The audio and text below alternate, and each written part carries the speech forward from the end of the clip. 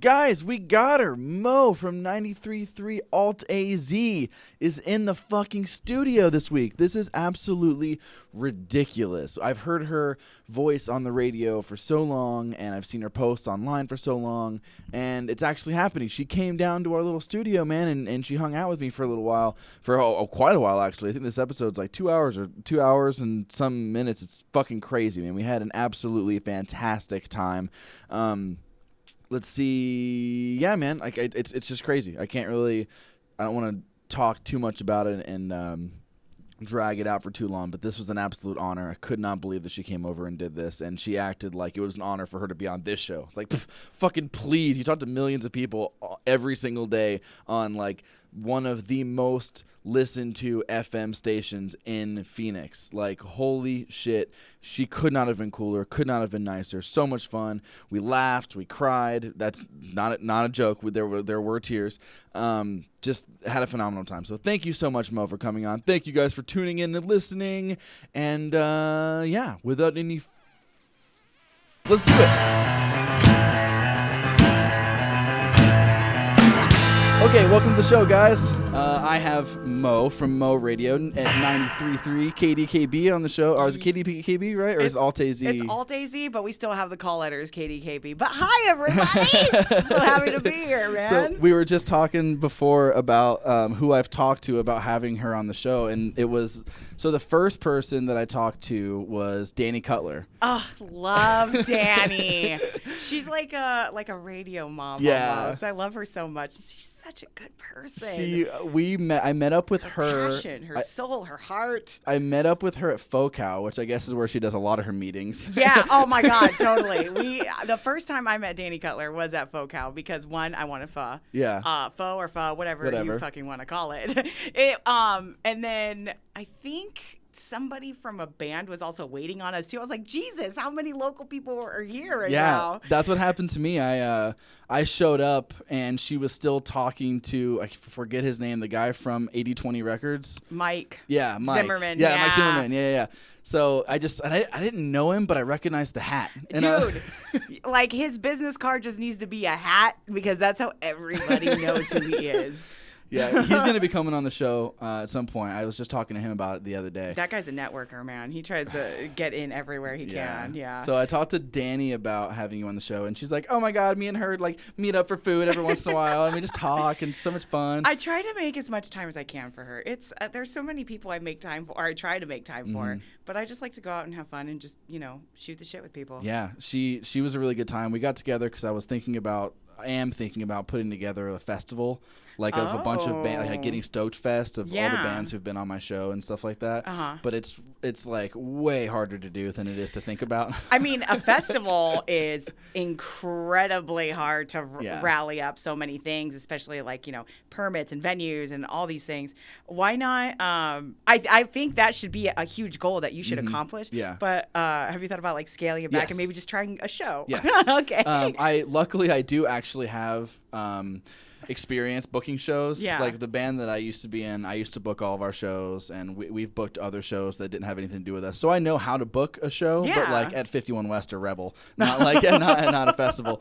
So we'll see what happens. I mean, it's a start, man. That's all that matters. Yeah. So I have faith in you. Thanks. I'm excited for this. Yeah. We'll see what happens. CJ from Paper Fox is like hitting me up because once he found out about it, I guess he used to he has some kind of experience in festivals. Yeah. And he's been like messaging me every couple weeks, like, hey man, you want to sit down and talk about this? Like, and I'm like, dude, I'm so over, because I just put up a stupid Facebook post, like, hey, would anybody be interested in this? And it blew the fuck up out of nowhere. Oh, especially in this local scene, and they're tagging everybody. They're like, hey, you should do this. Hey, you should do this. So I got like a ridiculous response that I wasn't expecting, and I was like, well, now I have to do it. But how dope is that, though, that we have such an awesome local scene here? It's so crazy. That they're willing to, bring in their friends and be like, hey, sorry, I keep hitting things. You're fine. Bring in their other friends and be like, hey, let's all do this together. And they're all really wanting to work as a community. So it's a lot of fun. Yeah. Okay, as me, experience-wise, as far as throwing a show, so I do this thing called Homegrown on Alt AZ at night. It only airs, like, Monday through Friday at 11 o'clock, and I try to feature one local band a night. And then on Friday nights, I'll do a replay of one of the bands, whoever gets voted for. Well, I had this idea to do a show at Pub Rock, which just so happens that the owner of Pub Rock is also my boss at Alt AZ. Oh, I didn't know that. Very cool. Her name's Nancy. She's probably one of the most incredible people in the world. We'll probably talk about her too. Yeah. She used to run The Edge. Like, she has a huge name. She was a tour manager for the Format. She was doing stuff, a lot of stuff with Nate, a lot of stuff with Something Corporate. Like, she was doing a lot of cool things. We'll get into her later. Yeah. But we thought it'd be a good idea to put on these shows. It is the most difficult thing ever. I had no time for that. I applaud anybody that could get it all together because it was a shit show. Yeah, I know. I was. Yeah, the bands are great. Yeah, I sucked. Totally. No, I know. We'll see what happens. I'm definitely going to do something smaller this year, and maybe not like a festival, but I'll do like 4 or 5 bands who I feel like have the best draw and have the biggest names, and we'll put them on like a Rebel or something like that, and we'll make it one of those things. But eventually, like, my goal is I want to rent out, and this is ridiculous, like 2-3 years down the line, but like I want to rent out like a big ass abandoned building and just do everything in there. But that's like buying generators and permits and all kinds of like crazy shit. But it's gonna happen. I'm saying it right now. Within the next like 3 years, I will do some crazy cock out like festival show. Like some so. You know what you should really do though is just get a bunch of like inflatable like gorillas. Yeah. Like a big ass sale going on, like inside, outside, all over the place. Just make it a huge festival. Like, I'm a Gilbert kid. Oh, like I'm Mesa Gilbert area. Yeah. Okay. I mean, I'm from Ohio, but I moved out when I was 15. I moved out here, and I moved to Gilbert, and I lived in Power Ranch. What high school did you go to? Williamsfield. Okay. Yeah, so it's like newer. It was only like open for like 2 years when I started there. Yeah, it was way brand new. Yeah, so I went to Williamsfield. And so going there and being in that area, my dream is to rent out the potato barn. Like that's that it. That's my huge. spot. Like that's what I want to do. Like we went in there, we like trespassed in there once and got like Phantom Party like photos back in the day, like when we first got started. Crazy. And like when I walked in there, I was like, this is perfect. Like, I would love to rent this place out and just do some kind of crazy show, but I think it's just boarded up for good now. I think they've just they're done with it. Well, I mean, that might be an opportunity that someone else can maybe open it up as venue if they're listening to this. Yeah, I know. Maybe help a brother out. It'd be wild. Now, one of the actual like questions that I want to ask you before we get off into too many tangents, and I forget to ask you about it, is I talked to Danny for a little bit about you, and we were talking, and she gave me some really interesting inside information that you, and I totally believe this, that. Now, for people who don't know, or people who aren't from Phoenix who are listening, 93.3 is one of, I don't know what a good term for it is. It's more of the commercial alternative radio stations here. We with KWSS, they are also an alternative radio station, but their frequency isn't quite as high. So we have a pretty massive frequency, though. Massive. Millions of listeners. I mean, we reach all the way out from, we're based out in Phoenix, but we reach out going out towards Payson. I have people calling in from Tucson all the time, Maricopa area. Almost Quartzsite sometimes. I'm like, damn, that's a lot. So, that's a huge range. So what I'm trying to get across here to everybody who doesn't know 93.3 is that they are one of your main radio stations. Like if whatever state you're in, you've got a few different radio stations that you listen to, and they are one of the big top tier commercial radio stations. Yeah. So Arizona is a market 14, which is pretty huge if you think about the entire amount of people. Mean? So when you go to different markets, like the number one markets are going to be New York and Los Angeles because that's where it has the most influence. And then it kind of just goes down from tier to there. So K-Rock would be like a... Oh, K-Rock I think is one or two or something like that, yeah. But it breaks off not in just states, but they break off in like counties and sections. There's some places that are like market 154, and it's a giant line of radio stations. Got it. But to be number 14 in the nation, that's pretty huge. That is huge. Yeah, there's a lot. So now, I say that and I think about it. I'm like, oh God, and they let me do a morning show. What's wrong with these people? Now, here's the really interesting part about that is that you managed to get local bands onto a radio station like that, and from what Danny said, it was quite a fight. It was a journey. It was a bit of a journey. When we first started, and it's a brand new station too. We had flipped in 2014 from more of a classic rock station. It was KDKB. Okay, that's what it was called originally, and then in 2014 they decided to flip it. We had just the whole company just got bought by a new broadcasting company. It was Hubbard Radio. That's who we are now. and they decided to make some changes, thus the flip 2014, then to alternative. At the time, I was working at KUPD. I was doing weekend shifts. Oh, that's cool. Yeah, it was great. The thing that I'm most proud of, though, because it was always a dream of mine, is born and raised here in Arizona. I grew up listening to a lot of different radio stations here. KUPD and Holmberg was probably one of my influences to really want to push into radio. I liked the way that they handled things. There was just like a no fucks given attitude, and sometimes I kind of feel like that too. So when they offered me to go to alt, I was like, hey, that's a huge opportunity. I'm going to actually have a show at some point. So I started off at nights, and then I went to middays and then to mornings within the past, 4 years now? So I tried so hard to get local bands onto the station because I'm local. And I'm like, there's no other radio station here except for KWSS was really doing it that, needed more of a mass appeal. So I just pushed as hard as I could. I fought for like really hard for 3 months about it. And then once I announced it, I think it was when Beef was going off the air. I think he was quitting his morning show. And I know, and I love Beef because him and I are friends, but he was talking so much mad shit about it. I'm like, fuck you, Beef, I hate you. But I love him. It works like crazy. I remember seeing people post the cool little poster of a Homegrown, and we're gonna be on it, and all this kind of stuff. Because Phantom Party, which is the band that I was in, I remember getting a submission. Yeah. Well, you've played us before. Yeah, you played us before. Yeah. You luckily the best stuff we ever recorded was what was put on the radio, which is lucky because our early stuff wasn't. So right at the end we were on there, and I just found we started in 2015, and I remember immediately seeing people like Sink or Swim were on there all the time, and I always saw like certain names that I knew and were friends with and stuff, and I was like, man, it's so crazy that they're getting on the radio. Like, this is super wild. One of the things that I've always wanted to ask somebody on the radio, because being a podcaster, radio is something that we talk about quite a bit, because it's another form. Exactly. Yeah. It's a branch away from like the traditional radio style. And so we have all kinds of interesting diatribes that me and my friends and guests have gone on about the radio, but I've never actually gotten to talk to a radio personality about it. Yeah. Where from being inside the network do you feel like radio is going?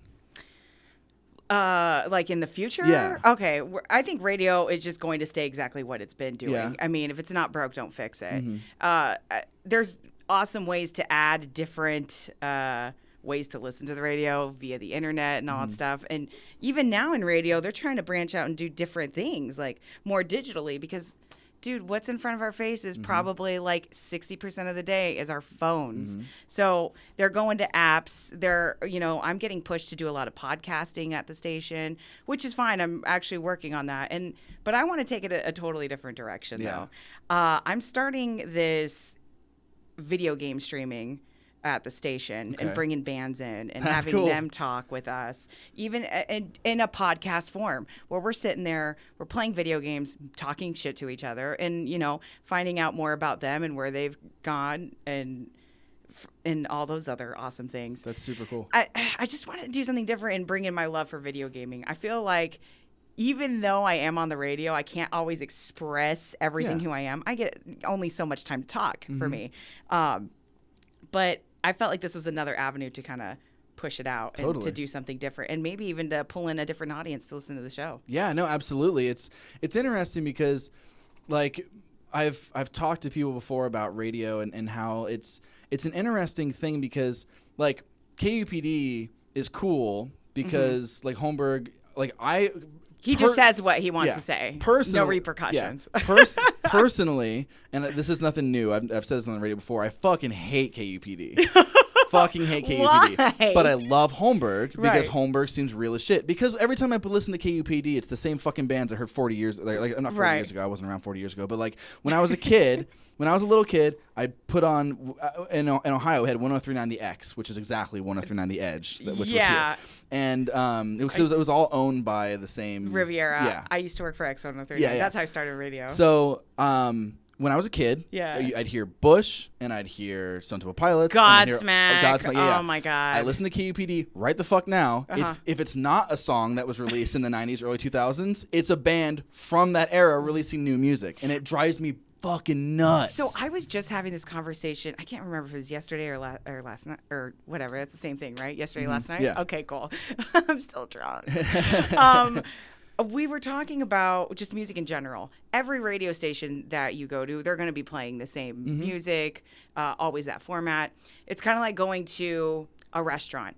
When you go to a restaurant, you know what you're going to get there because it's always been on the menu. And that's kind of why people tune into some of the radio stations. So for their audience, a lot of those people, they like the older music. And also, I think KUPD is transitioning into what KDKB used to be, where it's playing more of the 90s classics. It's becoming classic rock. It is. I mean, they're aging. Yeah. That's just what it is. Yeah. I mean, John's not getting any younger, and neither are the rest of the dudes there.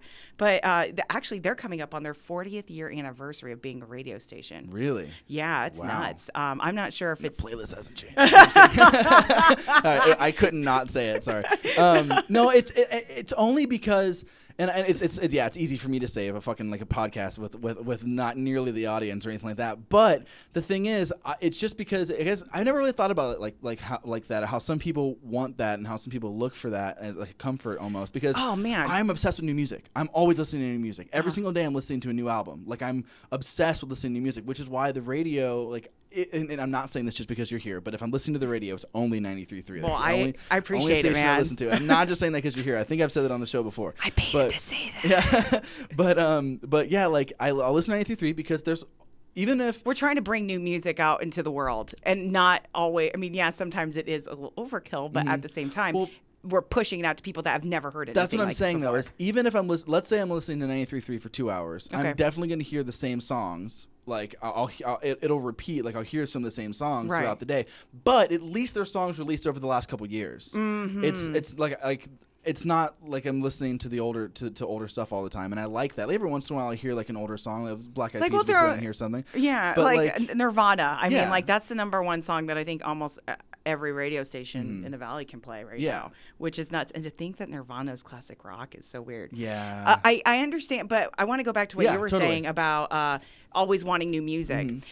It makes me think this is probably an age thing and also a digital age thing where we have grown up. How old are you? 24. You're 24. Okay, so I'm like 31-ish. Okay. I'm 31. I grew up in the age of MTV, where it was basically like a radio station. Everything was on shuffle. You had no idea what music video you were going to get next. And I think that opened up my mind to a lot of different genres of music, a lot of different people. Like I grew up listening. Oddly enough, I didn't grow up listening to alternative at all. I grew up listening to more Al Green. My mom was really into it was like hip hop, West Coast rap. Like my first freaking concert was Bone Thugs and Harmony, and I was 10 years old. Oh man, I was so into like West Coast hip hop growing up, but I loved the side of rock too because of that MTV age era. And there's always this great new music and different hybrids of music coming out now. Whereas going back to the people that like listening to the same stuff over and over again, they didn't get their music the way that we did. I would say, especially you now, because you grown up in an age where like cell phones were always a thing. Yeah. Where for the most part, like pagers and then cell phones. I got my first cell phone when I was like 13 or 14, and it was like a flip phone or whatever. Yeah, me too. But yes, ever since I was an early teen, I had a cell phone. I didn't get a smartphone until everyone else had smartphones. I didn't get a smartphone until way later. I just didn't. Like my parents were. I was on the same planet as my parents, and I didn't have a smartphone. So I got a smartphone when I was like 20. And that's when you knew you were an adult. Yeah, I got like a little LG smartphone that I could hold nothing on, and I thought it was the best thing ever. Oh, but man. So I got it later than everybody else. But yes, my generation for sure. We grew up with iPods, for things sure. like that. iPod, absolutely. And it's crazy, but I feel like this is the way that it's going. Like it's constantly pushing out new music all the time, and almost to a point though that it might be overkill. Like if you look at Spotify too, they're constantly pushing out like over 150 new tracks that release this Friday. I'm like, whoa, look, let's calm down. I'm going to go back and listen to this Childish Gambino album again, Yeah. and then I'll come back to this. Yeah. Well, here's the interesting thing about now. I feel like most people feel that way, but with me, I'm listening to as many albums as I can this year. So I've already heard 260 something albums released this year. So which do they stick? Well, the ones I like do. That makes sense. Yes, okay. the ones that I like do, Yeah. and I'll keep playing those because I go through them real quick. Yeah. So I'm listening to like one or two a day, and then the ones that stick with me, I'll come back and listen to in between other stuff later on. So there's a few albums this year that I know all the words to. I've listened to 1,000 times, but there's plenty. I mean, most of them I didn't really like listen to and remember because they either didn't. Because if an album's gonna catch me, it's gonna catch me, right? And I know that's just what it is. Yeah. So. But still, I want to be aware of everything. Like, and I get surprised. The new Wiz Khalifa came out on Friday. It's fucking fire. It's really? super good. All and right. Bone Thugs and Harmony are on it. Oh it's my really God! All right. Well, I'm sold. Yeah. So I mean, it's 25 tracks. Not every one is a banger, but there's a few good songs on there. But with Spotify, I personally like that because I'm never quenched. I'm always looking for new stuff. It's for people that are thirsty. Yeah, it's for people who are thirsty, or people. I mean, like people just like throw on Spotify and listen to. Well, you don't have to go to the new releases section. No, not at all. I usually just make a playlist and throw it on. I know, playlists. or so many playlists that have been shared to me too. I'm like just trying to catch up on all of it. Yeah. But I mean, even then, I think for me, the playlist I've been working on a lot is I like to call it Pussy Power. What is that? It's just all of my favorite female lead singer bands and whatnot, or anything new, anything old. Of course, I'm looking at a picture of Chelsea from Fairy Bones right now, and I was like, this bitch is on it because I fucking love her. Yeah, that was a flyer from a live podcast. We did a live podcast. I saw, at Nile. I saw the picture on Instagram, and I was like, oh, that's so funny. That was a good time. She's dope people, man. She's good. She's good people. I mean, all of them. They're so awesome, and they're super. It's funny. I put her on the spot a couple times because I know she's open. I know she talks. So we're sitting there in front of people, and she was talking about how she's having a hard time because on this show I get into mental illness a lot and we get into serious topics quite a bit. Yeah. And she starts to talk about how over the last few months, like being on stage has been more of a chore, and she hasn't really enjoyed it as much, and she's been really anxious about it. And she's like, "Yeah, I don't know what happened. I need the pressure." Yeah, and she's like, "I don't know what's going on. I need to talk to my therapist about it." And immediately I was like, "Fuck a therapist. Let's talk about it right now. What's happening? Why?" And I just put her on the spot, and like she was great about it, and she was really really cool and easy. She was so. But I could see it in her eyes because when she walked in, no one was there.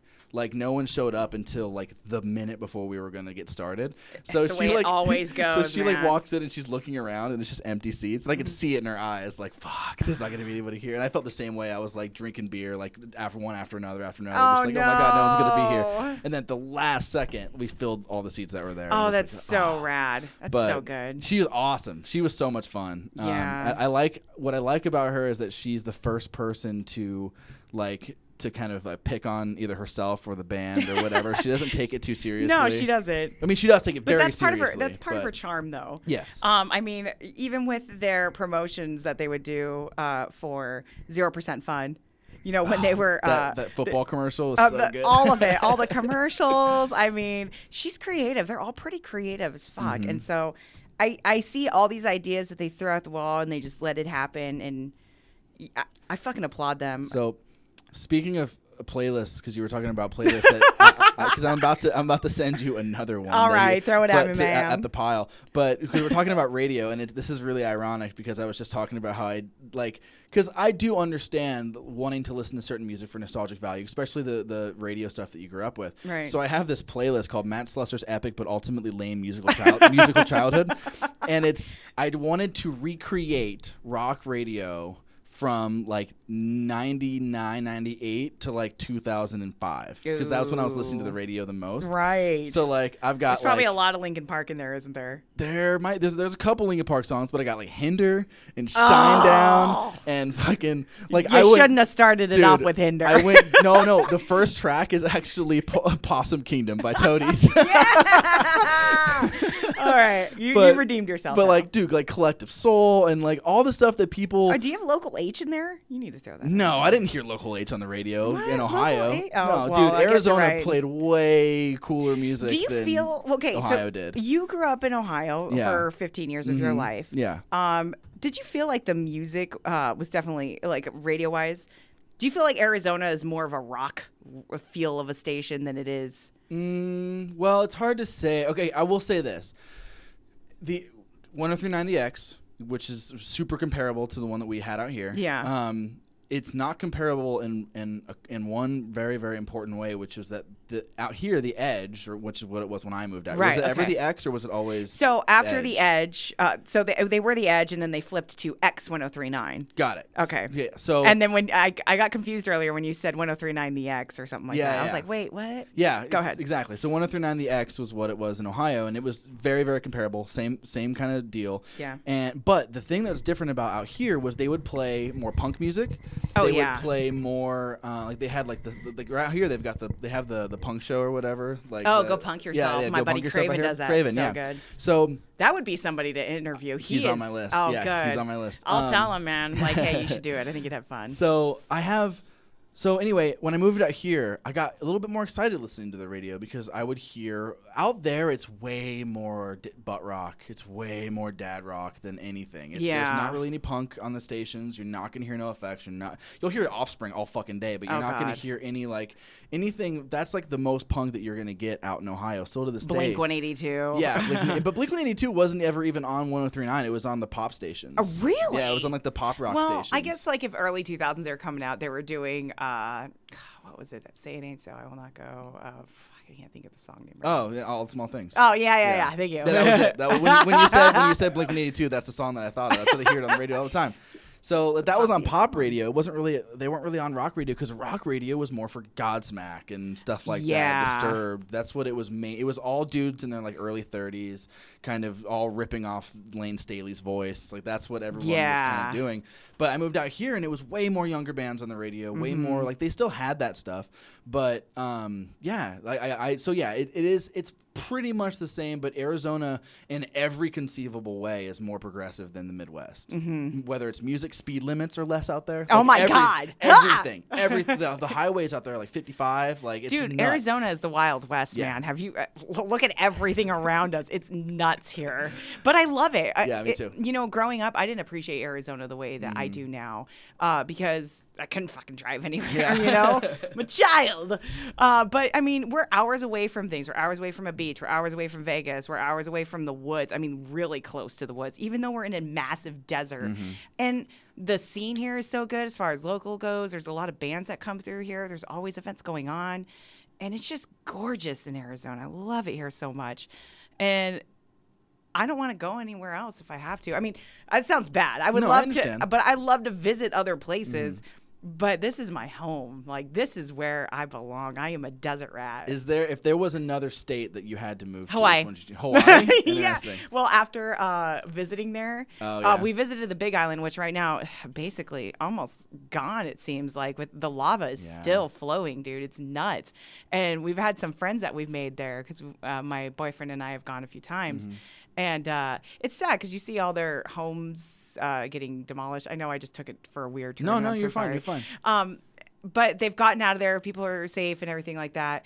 But it's also kind of cool, too. What I like about Hawaii the most is the history, the culture, but more importantly is their stories that they tell. I feel like the lava is wiping out all the bad and trying to recreate new life because that's what like the an volcano antibiotic. does. Yeah, it's basically taking care of itself. Yeah. And, you know, maybe it sounds fucked up to say, No, but maybe totally. it's happening for a reason. Yeah. No, I feel that way every time. Sucks. Every time tornadoes rip through the South. Yeah. Or like the my buddy Rob had a pretty interesting take. Like when something happened to Florida, anytime a natural disaster happens, he always says, well, you know, they neaded a reset button anyway. So I'm like, dang, savage. I know. I feel that good. Like living in Ohio, there's a city called Xenia, and it's like Tornado Valley. Like tornadoes rip through there like crazy, and it's just there's nothing there really to be missed. It's pretty rough. But like if I was gonna go anywhere, it would be Colorado. Oh, Colorado's beautiful. So amazing. People on my show are like, people listening, like, shut the fuck up. Okay, we get it. You like Colorado. I talk about it so much. Oh, my God. But, like, my friend who was just here, we talked about, he's from Colorado. Like, I would move to Fort Collins really fast. But it's where I would, like, go to, like, retire. I'm way too active. Is it because of the weed? No. Because that would be my reason. No. Because I feel like the weed here is almost as accessible. Because even if you don't have a med card, you have a friend who does, who could pick you up something. Absolutely. So it's like I've never had a problem getting weed here. Yeah. But it's not as easy. Like when we were in Colorado, we just walked in somewhere and gave them our ID and got weed, and that was cool. But like, it's cool. But I don't know, Colorado. I'm way too active to live there because there's not enough there. Phoenix is so busy with so much stuff. It doesn't even compare to Denver. Well, I mean, at least with Denver, I mean, you want to walk outside because the weather is gorgeous. I mean, right now it's July in Arizona. It's humid. We feel like sticky buns outside. Yeah. It's weird. It's and there's so much to do. There's so much, like, as far as adventure goes. It's just gorgeous. But everything is so much closer together there than it is here in Arizona. Like, you have to walk a ways to get to places in Arizona. Nothing's tight and compact. Like, downtown Phoenix is really starting to come together. Like, I can actually see people walking the streets at night. Whereas, like, that was not a thing in the early 2000s. Yeah. I don't know. That's the weird thing about Arizona. You really got to drive everywhere. If you're walking outside right now, you're a crazy person, and no one's going to pick you up. Yeah, and I have a dark car too, so it's just hot. Yeah, I got a dark blue car. Yeah, me too, dark blue. Yeah, so I don't know. Steamy. Yeah, I like it though. I mean, I'm happy that I'm here. I didn't like it when I first moved out here. I didn't truly appreciate Arizona until I went back to Ohio and had a car. So, because I always like when you move away somewhere like that, you always look back with rose-colored glasses as to where you used to be and stuff like that. So memories, dude. Yeah. So I always thought that Ohio is so cool because this, that, and the other, and it's so green. And yeah, I still feel that way in some aspects. But I went back there when I was like in my late teens, and I had a car and I could do whatever I wanted when I was there. And 2 days, I wanted to go home. I was so bored. There's nothing there. Wow. And that's when and I haven't been back since. Oh, my God. How long ago was that? I was like, fucking, I don't know, like 5 years ago. I haven't been back since. So it's like, sorry, fam. But like, oh, so funny. Yeah, it's there's nothing there, and I'm so spoiled now. Like it's the first time I ever went to Zia Records. Oh my God! First right? time. Like now I'm a real hipster piece of shit, and I just go to like the cool little record stores. Yeah. But like the first time I went to a Zia, my head exploded. Especially if you're a pop culture fan. I mean, they cater to us so hard. I love them. I'm a big horror geek, as you can tell by the room. I couldn't tell. Yeah. I was like, wow, am I going to get murdered here? Or is he a big fan? I'm not sure. I walked and I saw the horror section at Zia, and I was like, oh my God, there's so much stuff. They have a lot of cool shit there at Zia. I feel super happy to have gotten to know a lot of people that work there. They're way cool people. I bet. The owner passed away, right? Yeah, the owner did. Unfortunately, I did not get to meet him before his untimely passing, but from what I know, he was one of the coolest dudes. Is our corn dogs here? Sorry about the segue. No, you're cool. My girlfriend bought us corn dogs in a slushie. You are so bae right now. Thanks, babe. Here, are we gonna corn dog cheers? Yes. Well, yes. Thank you for the corn dog. This is the first time eating on the air right here. I like that. Happening. We're gonna have a corn dog off. Yes. We're gonna see who could deep throat it the most, and it's not gonna be me. Dude, speaking of that, my dream sponsor on the show is Fleshlight. Like they sponsor so much stuff, and it's like my dream. You know what? I don't know what a fleshlight would feel. A fleshlight would feel like, because I'm a woman. Apparently, it's supposed to feel exactly like a vagina. But that's what they say. I have yet to discover that. I haven't either. You can put your fingers in it. Yeah, that's what they say. I wouldn't put this corn dog in it, but I will. I will say this. I put on a robe from Disneyland one time, and I could have swore, like, the way that my hand went through the robe sleeve, I was like, is this what a fleshlight feels like? It's glorious. No wonder people want to stick this in their wieners. Okay. All right. Well, cheers. Cheers. Oh, that's so awkward. So we got some Sonic corn dogs up in here. I want you to know it's worst tasting corn dog I've ever eaten. Is it really? It just tastes like there's extra, like the oil has not been changed in a while. Oh man! But you know what? Just put that in your mouth. Give it a taste. Give it a whirl. I will. I used to love hot dog on a stick. I used to go to school at Williamsfield, so we would walk to Santan Mall and go to hot dog on a stick. Yeah, you got to get in there for the crunch. You got to let everybody know. There's nothing more appetizing than hearing someone smacking their lips on the air. Yeah, at least they're like dynamic mics. If they were like condensers, you just hear every little lip smack. That's my dream, though. My dream is to either get the mics that you guys have at your station, of which I don't remember what they're called, the long ones. I take them for granted. They are beautiful. Yeah. They're some gray pieces of awesomeness. Yeah, they're awesome. I like those. I like the SM7Bs are awesome, too. That's the one, which is the one that Rogan uses and a bunch of other people use. You know what? Let me ask you something. Yeah. We've been talking about me and music a lot. Let's talk about you for a second. Why'd you start this podcast? Like, what got you into the idea? I've always liked podcasts. I've listened to podcasts for a long time. Kevin Smith was the guy that got me into podcasts. Oh, did you go and see him when he was here at the Mesa? Oh, God. No, I didn't. So good. But go ahead. So Kevin Smith, there's like 3 people who I consider to be the biggest influences, like in my life, aside from the people I know personally, aside from my family or whatever. Yeah. The 3 people who I've idolized the most growing up who'd really changed the course of my life were Kevin Smith, George Carlin, and Henry Rollins. I carry pieces of all 3 of those guys like with me, like as far as that's your Holy Trinity. That's my Holy Trinity. Yeah, I like that. So. Anyway, Kevin Smith, I got into Smodcast really hard. Before that, I kind of listened to the Ricky Gervais show. I liked that. It was really funny. Yeah. But yeah, I got really into it with Smodcast, and I tried to start other podcast, but I couldn't find the right friends or the right guest or That's whatever. That's always the hard part about podcasting. I mean, any show that you try to put together, you need to have the right people, the right creative minds, and the people that are willing to push you and move forward to get the job done. I don't know why it's such a challenge, man. Your friends are never as funny on the mic. Unless they're really special people. They really have. Yeah, it's strange. You always think that, it's just easy. You have a microphone in front of you and you can talk. When I first started radio, it was nothing like that at all. I was a hot mess. I was like, what are words? They're hard. Here's a song. And now, I mean, even then, I'm still like kind of goofy here and there. But it's a lot more fun now because it's not stressful anymore. The idea for getting Stoked was just like, I started hanging out with a lot of bands and making a lot of friends playing shows, and I got this weird kick that I wanted to start a podcast again, and I was like, oh shit, this is a perfect opportunity. I know so many people who would jump on the show who I know personally. Like this is a great idea, and no one else is doing it at the time.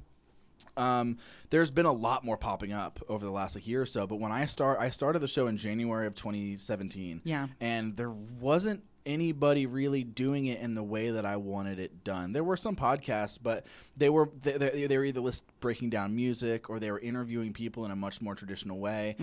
And I didn't want to do that. I wanted people to hear the conversations that actually happens with bands and people of note, like behind the scenes, people who I'm hanging out with outside of like Rebel and talking shit with or whatever. Right. I wanted people to have that, to actually get to know who these people were.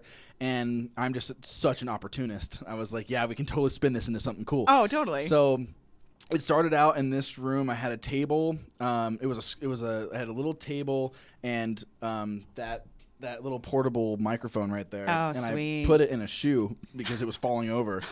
And that was it. That was so makeshift and so good. The same laptop. I'm real disappointed that was not today's case. I would love to have talked into a shoe today. Yeah. So we did that, and it took me a while, and then I fell away from it I did like up to like episode 15 or so, and I fell away from it naturally I wanted to update my gear, and it just took forever to happen. And then eventually I just like got a bunch of new stuff and moved into this room. Just kept upgrading and upgrading. Yeah, and I got it to a point where we had enough stuff to get going, and we got started. And nice. I've not missed an episode since then. Since like episode like 15, I don't think I've missed a week. So this has been on this is episode 50 something. So you've been on for just a little over a year. Are you doing it every week? Oh, dang. That's crazy. Yeah. How do you like it? Love it. You love it? Love it. Good. If I could make all my money like doing this, I would do it in a heartbeat. And that's the challenge too, is just trying to get like sponsors, people to advertise and all these extra things and like pushing it forward to them. Oh, gosh, I don't even know how all of that works, dude. I've always done everything in radio, and I feel like if someone tells me at work like, hey, you should do a podcast, I'm like, all right, cool. Well, I don't know what to do after that, so yeah, here, you take it. Getting ads on stuff it's like all of the stuff that I do with the podcast is from fucking up and learning how to do stuff in the band. Oh, that's with everything. Yeah. Yeah, you got to fuck up to know what's going on. Yeah. So I just like email basically to get an ad, you just need like an EPK. Oh. Just like you have to get an EPK and send them an email. Oh. And they'll be like, all right, we'll check with our people. Oh my God. Oh my God. Yeah, it's really simple. And next thing you know, Fleshlight is sponsoring this whole thing. Right. That's the thing is I need a little bit I need higher numbers, unfortunately. But for Fleshlight. But I don't have I don't have them anymore, but I used to have a sponsor who was really, really like low budget, kind of just getting started as well. Yeah. Which is obviously why it's not like happening anymore. But it's called Cope Notes, and they were like, they send you random text messages every single day that like give you like a perk up. So it's for people with mental illness and things like that who like have really rough days. Yeah. You'll get a text message at a random part of the day and not know when it's going to happen, and it just like targets like negative thinking habits and gives you like a positive little pick me up and stuff like that. That's so good. Yeah, it's super cool. That is nice. But but they're gone now, so fuck them. Yeah, yeah. There's my positive outlook for that. No, he's cool. It's run by the singer of this band called Prison, and oh wow, that sounds reliable. Yeah, not scary. No, it's cool. He's a really cool His dude. name is Prison. No, the band name is Prison. Oh Jesus, I thought it was the guy's name is Prison. I was like, man. No. Yeah, right. No, so that was really trustworthy. Cool. So yeah, they were really cool. I want to get more ads. I want to do, obviously, who doesn't want to get more ads? I want to start doing stuff like that, but I want to keep everything local. I want to keep everybody kind of in like, I want to promote my friends. I don't want to just promote any little ad that I think like could pay me money. I want to keep supporting the scene, and I don't want to stay Phoenix only. Yeah. I definitely don't. Like, I love Phoenix, but I don't want to be the guy in Phoenix with, like, I don't want to be the Phoenix podcast. I want to be the podcast from Phoenix. Yeah. I don't want to just be insular. Right. Because I'm too ambitious. You're too ambitious. You understand. Yeah. You're ambitious I totally get it, man. I'm always looking to do the biggest next thing for some reason. I can never just sit still in one area. Like, even at concerts, they call me Happy Feet because in one spot I'll be here, and next thing you know, I take off and I'm like talking to 5 other people, and I'm like, all right, cool, bye. And then I'm a social butterfly, man. Have you always had that energy?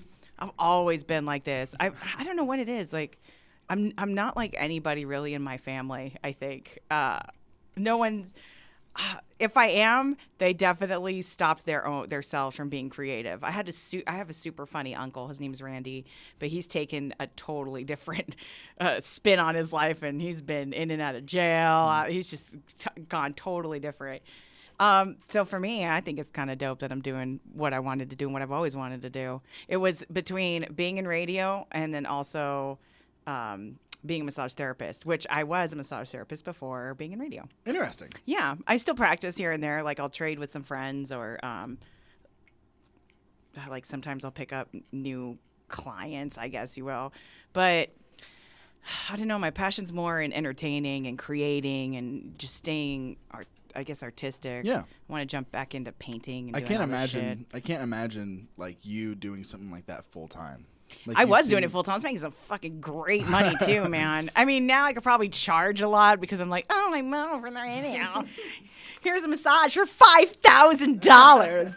No. Give a weather report. While I will. And I'm like, hey, you want to hear this new song?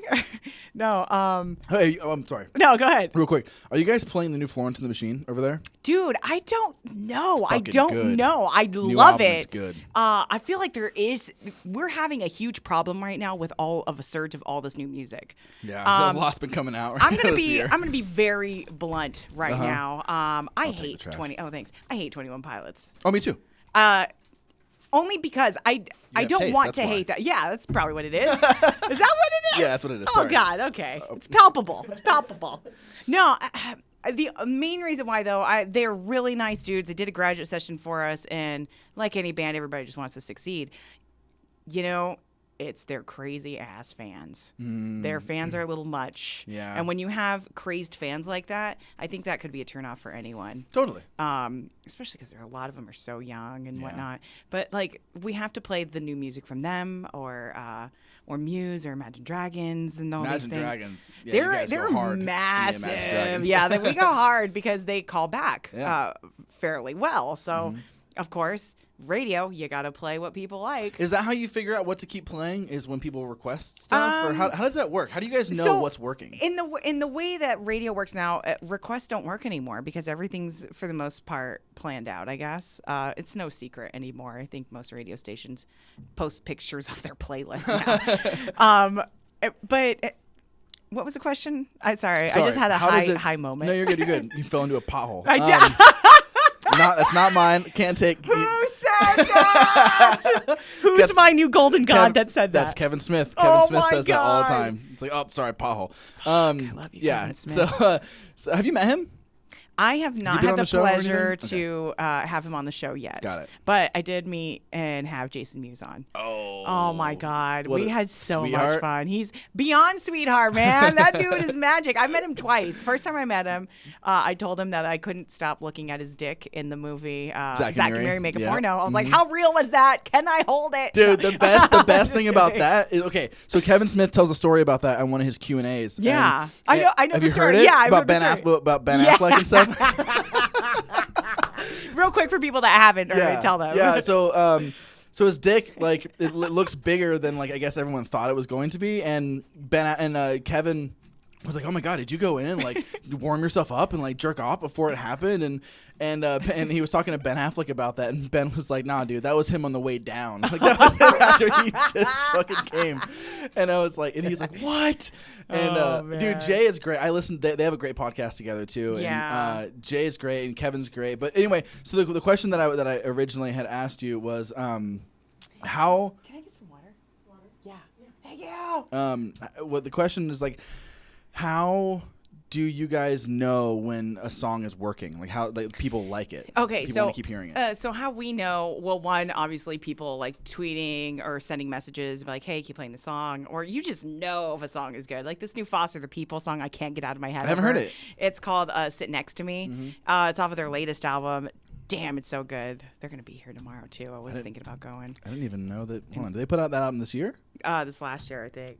I can't remember. It was 2000. If it was oh my God, before Christmas or if it was was November. last year. Was it 2017? I don't know. October, what month. November, or something? Yeah, probably somewhere. I remember around they there. got into some weird random beef because their album cover looked like someone else's album cover. I can't fucking remember. It doesn't happens. matter. But the call out is we'll go back and we'll test. There's a bunch of test groups that radio stations have.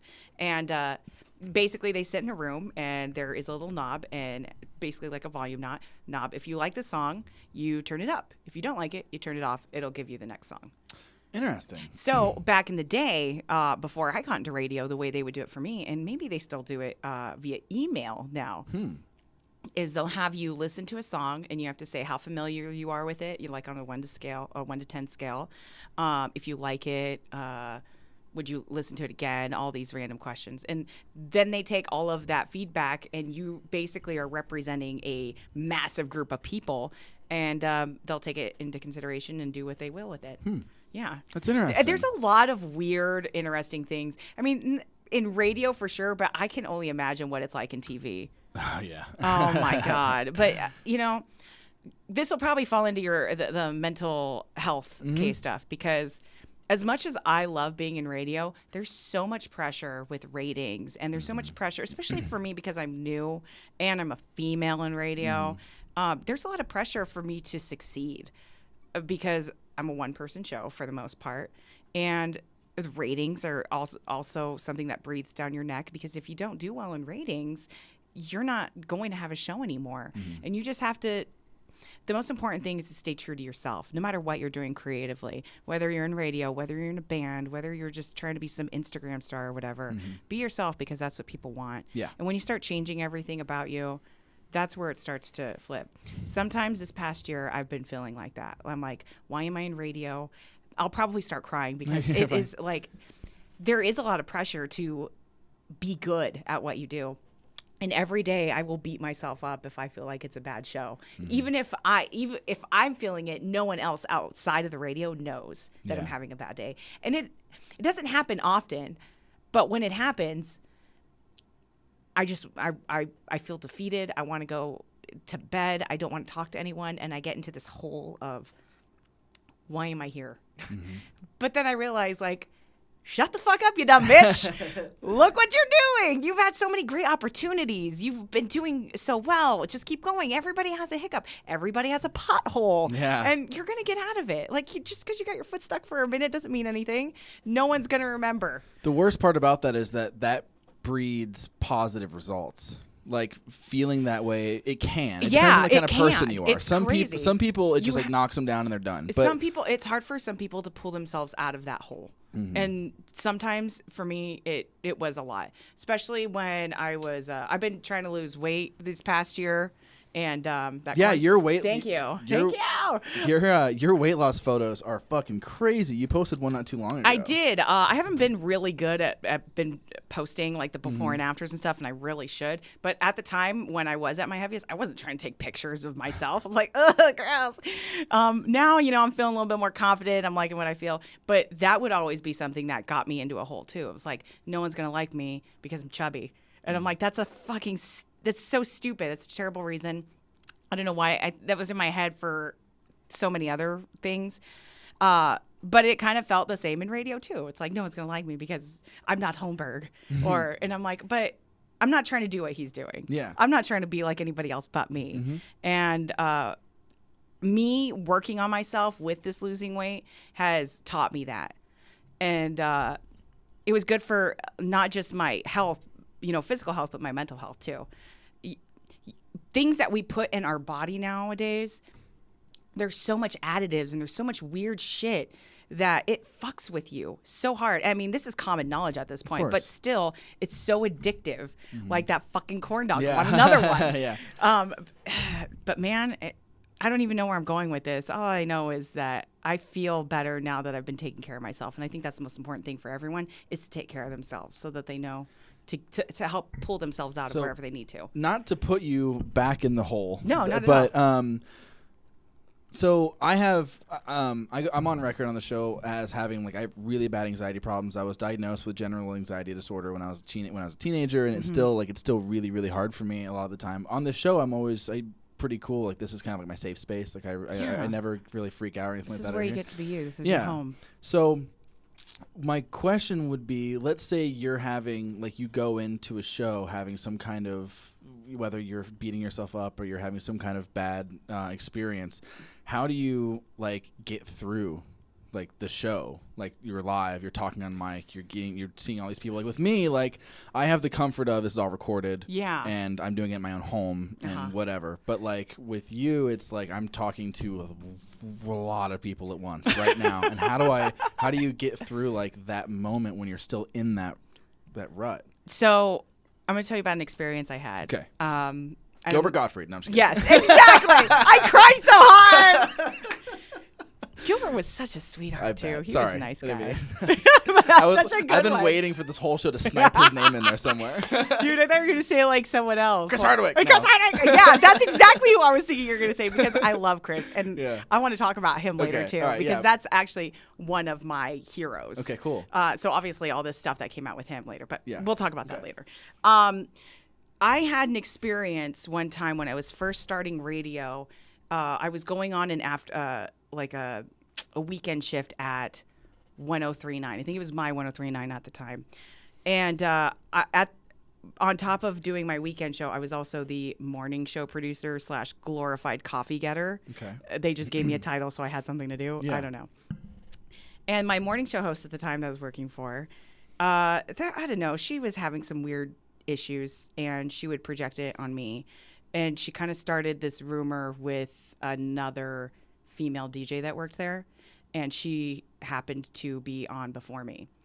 After she got off of her show, and I was waiting for her to get out so that I can go in her studio or into the studio, she came up to me and said, "Why are you talking all this shit? Why don't you like me?" And I'm like, what the fuck is happening right now? So it was really instantaneous because I had to be on the air in 5 minutes. And then it's boom, I want to fight with you.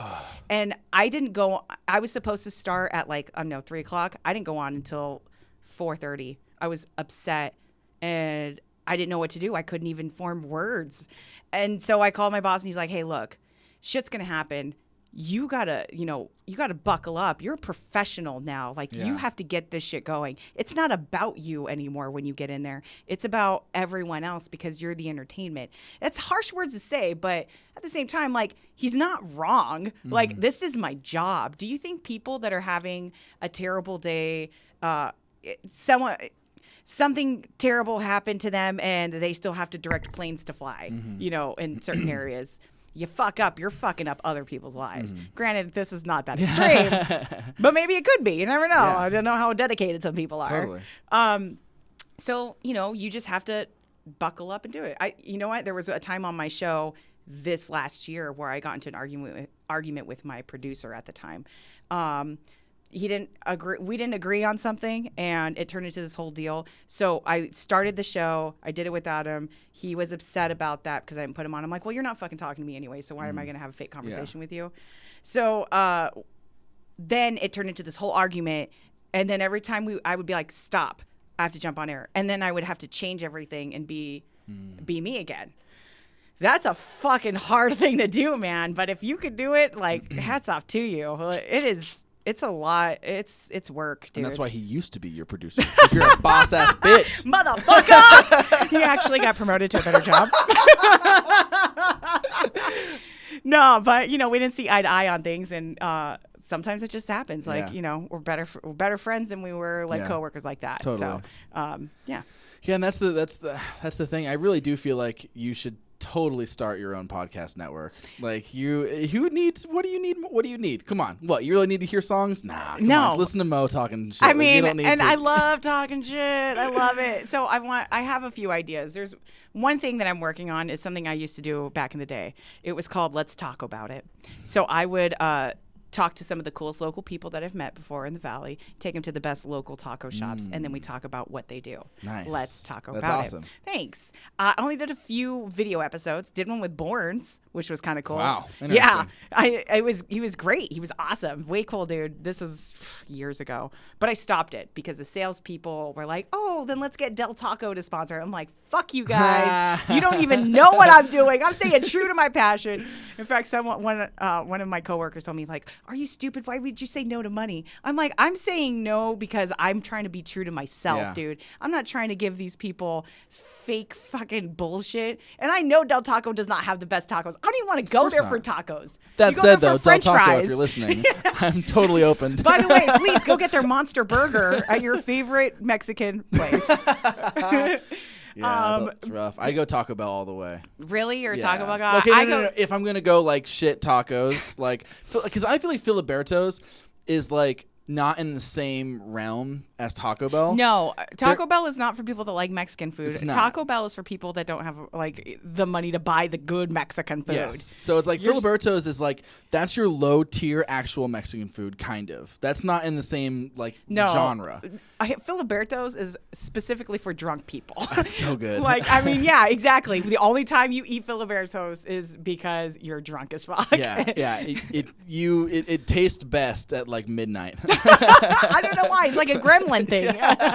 Don't put water on it though, or else you'll get 5 burritos and you don't want to eat them all. They'll just sit there. Yeah, they're great, but like.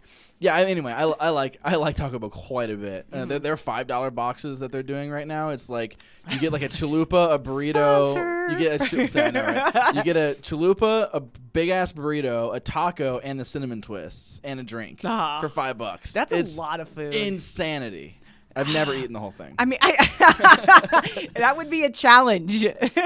Oh, okay. So going back to tacos and talk about it. So instead, I'm going to start that as a podcast. In fact, but I'm going to change it a little bit. I'm just going to be talking to people, especially in bands, banking them all and then putting them out as soon as I can or whatever. The first one is going to be with K-Flay. Who's that? She is I think of her more of as like an MC. She's an alternative indie artist. I don't even know what kind of music. In the Valley? No, she is pretty popular. She was discovered by Imagine Dragons. I have to burp, and for some reason, it's not coming out. Oh my god! Nice. Yes, thank you. Is that corn dog? It doesn't taste good. No, man.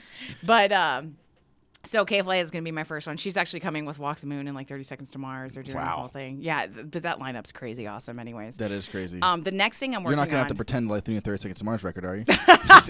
Sorry. Oh, my God. Sorry, Jared. Not good, fam. I will say this. Jared is crazy about his fans. He does some weird shit for his fans. And he always wants to include them. It's awesome and almost kind of weird at the same time. But either way, the next project that I have that I'm working on is with my buddy Rob. We used to... Rob Halford? Yes, Rob Halford. Fuck. Is he friends with everyone, apparently? He's friends with Ian.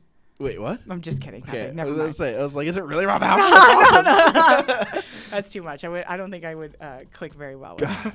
I'm going to meet that guy. You know what? You probably could. Camfield that does the after the middays at the station, he's best friends with him. He fucking brings him up all the time. With him, I would never invite him over to my apartment. I would like if Rob Halford for whatever reason was actually a possibility of getting on my show, we would have to do it live. Yeah, that would be one you would have to do live for sure. Yeah, I'm not gonna bring him over. I'm not gonna meet him in the parking lot. I mean, what's up, rock guy? It wouldn't be odd. I'm sure he's done that before. But if he's not wearing leather, I'm sending him home. Well, hopefully leather chaps and just that. Are you kidding me? That's the only Rob Halford I want. Oh my god. Bald-headed sunglasses and those beautiful assless chaps. What a man. So my buddy Rob, he does the night show at the station at Alt AZ. Him and I, we have such a great chemistry. We're awesome friends. Like, the dude is super cool. So we're going to do this thing called Worst Weekend Ever. It's a podcast. He always has a fucking terrible weekend. Oh. He has a weird life. Yeah. He always has something going on. And me, I'm just dramatic, so I like to add to that. We might do that here soon. That's awesome. I found K-Flay, and I can't believe she's like legit as fuck. I don't know why I've never. I'm sure you probably heard that song "Blood in the Cut." Maybe. Yeah. We'll listen to it later. Yeah. Oh well. Copyrights and shit. Can't listen to it here. Yeah, sorry. But I suggest doing it. It'll be on the Pussy Power playlist on Spotify, Momo Radio. Enjoy. I gotta find that now. I have to find I haven't been working on it. I might be. I don't know. I haven't looked at it. Oh yeah, it's been a while. That's awesome. I'm just working on it. It's sad. I've worked on it and haven't really been pushing on it as That's much. okay. You haven't been pushing on it? No. I also have not been good with words. Is today. it the one with the picture that says "Yes, Daddy"? I don't think it's that one. No. The fuck is that? It's like a girl with a lollipop in her mouth that Pass. says "Yes, Daddy." Pass. No. Is it the one with the middle finger? No, I don't even think there's a picture. I'll send it to you, man. I'll send it to you. All right, yeah, I can't find it. Oh well, send it to me. All right. So anyway, oh my God, there's so many. There's so many Pussy Power playlists on here now that I'm looking at it. What did we start talking about? We're talking about podcasting. And I don't know. Speaking of Pussy Power, though, Kesha, I have a legit place in my heart for. Really? Yes. I've never been a Kesha fan. And that's totally acceptable. It's one of those things that started out as a guilty pleasure. Uh-huh. I mean, I don't know why I said acceptable. It was a TikTok? I'm gatekeeping keys Yeah, like taste. No, she. Originally it was a guilty pleasure thing, and I liked it, but didn't want to like it. And then it was kind of this. It was like an ironic thing. Mm-hmm. And then she put out Warrior, which was not this album, but the last one. That was when she got all the legal shit about. Like, do you know anything about this? Yeah. You know what's fucked up though is I don't think they've ever really resolved that. This whole Me Too thing. It was before Me Too. They did. They settled it. They settled it, kind of ish. I don't know. He's still working though. Yeah, he's still working, and she, I think, is still technically on his label because of contract issues, but they don't have to work together anymore. Or there's some kind of weird. It's like partially resolved. Good. But anyway, so that Warrior album came out, and I was kind of curious about it, but I found out that Iggy Pop was on it. Oh. And I was in Flaming Lips. Oh. So I was like, okay, if she's cool enough for Iggy Pop, surely she's like, I can listen to this. Okay. Like, if Iggy's down, I'm down. Whatever whatever lizard man wants, I'm in. Iguana man. So I'm like, all right, I'm down. So I listened to it. I love the shit out of it. It's just tasty junk food. There's no nutrients, but it tastes so good. It's Pringles all day, baby. Oh, so good. But this newest one, though, she went way different direction on it. Like, I'm sure you've heard, you guys have played Praying and stuff like that on the station. No, I have not played Praying. So Praying is like this. I think that'd be more insane piano ballad that she does, and she gets crazy high with her vocals. Really? Yeah. And Praying, there's another song called Bastards is really good. Woman is a great song, too. Okay. Woman is like this crazy, it's one of those things, she kind of missed the mark. She was trying to make this really cool, empowering women anthem, but it ended up just being okay. But the chorus is so fucking baller. Because, like, the chorus she has... She should have just done the chorus then. I know. She has these She has these huge, like, horns behind her and stuff, and the whole chorus is just like, I'm a motherfucking woman! And it's just, like, this, like, really fun, kind of cool thing. Definitely Pussy Power worthy. Oh, Pussy, yeah. So it definitely, but like, I don't know. I've always been like this weirdo who's like out of the closet, kind of, like cool, and talked about how much I like Kesha. And and like my girlfriend fucking hates it. Oh, you serious? It drives most people crazy, and I think it's funny or whatever. But she's always been someone who I took slightly more seriously than everybody else. Yeah, like it went away from being a guilty pleasure pretty quickly. Damn. I don't, I'm trying to think if I have any guilty pleasures and if that's even a thing anymore because there's so much music out that you have to listen to all of it now. I discovered that I actually did have one. Because I thought I didn't have one. I'll give you a second to think about what yours would be. But I already know what mine is. Mine's Shania Twain. Man, like like new 90s, or old? 90s. Like, I mean, don't get me wrong. I fucking loved Shania. I loved everything about her. Damn. That don't impress me much. Every one of her fucking music videos. That's how I really connected to music was music videos and Beavis and Butthead. Yeah. Love Beavis and Butthead. Dude, love Beavis. That shit was my world when I had the VHSs. I had the VHSs of there's like 3 or 4 episodes on each VHS tape. I used to watch it when I was a kid all the time. Oh, it's so funny. You know what though? And then you go back and watch it like on the internet now. They can't show any of the music videos, so it's lame. They weren't on the VHS tapes either. They were on some of... You just got the skits for the most part. Yes. But the main reason why you watched it is because of them heckling the music video. I love the Henry Rollins one they did for the Rollins for Liar. Where they watched the Liar video. And they're like, this is fucking lame. Like, he's just like talking. Like, oh, okay, I guess. Like, whatever. And then it's like, cause I'm a liar. And they're like, yeah. They're like banging their heads. This is awesome. And like, oh, it's slow again. What the heck? Well, he just kept it like that. Like, oh, man. So funny. I mean, for me, that's what really got me into a lot of rock music. The first time I ever was introduced to Soundgarden was Black Hole Sun. Yeah. Beavis and Butthead were talking about it. They were talking about the creepy girl eating the ice cream and everything. That and Zombie. Because I think at one point Butthead's like, come to Butthead. Yeah, I just will always remember that. And Metallica, I mean, yeah, for sure. Started getting all that world and whatnot. I like there's one where they watch a Bjork video. Oh my God, is hysterical because they're like, what is this?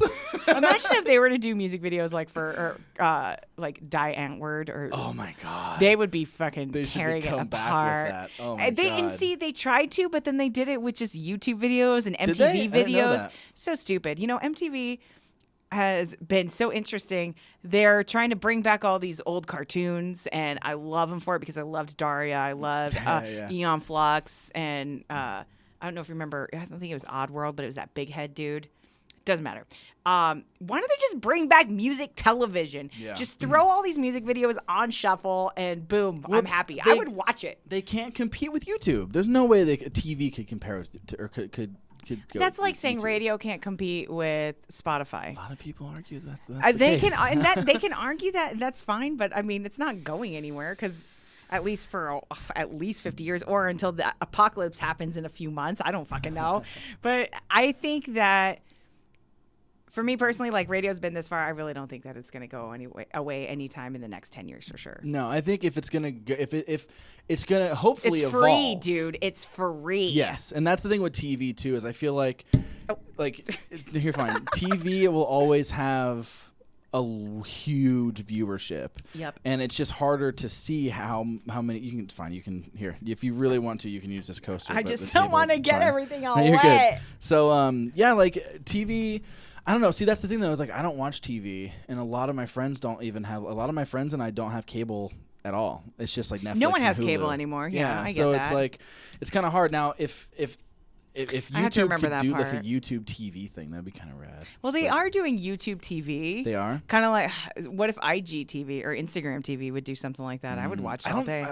I got a notification saying that Instagram TV is a thing, but I still have no idea what it is or how to use it. It's basically just pre-recorded videos, like promotional things, or if you're doing like a story or episodes, you could do it on Instagram because the thing now is to get Instagram famous. Yes. It's like the biggest growing social media platform right now. It's just giving you another reason to look at your phone, man. That's really all it is. It's bad enough that I go through people's stories all the time. I don't need to go through a whole fucking TV show about you now. I'm lucky because my job that I have now doesn't allow me to be on my phone. So you are lucky.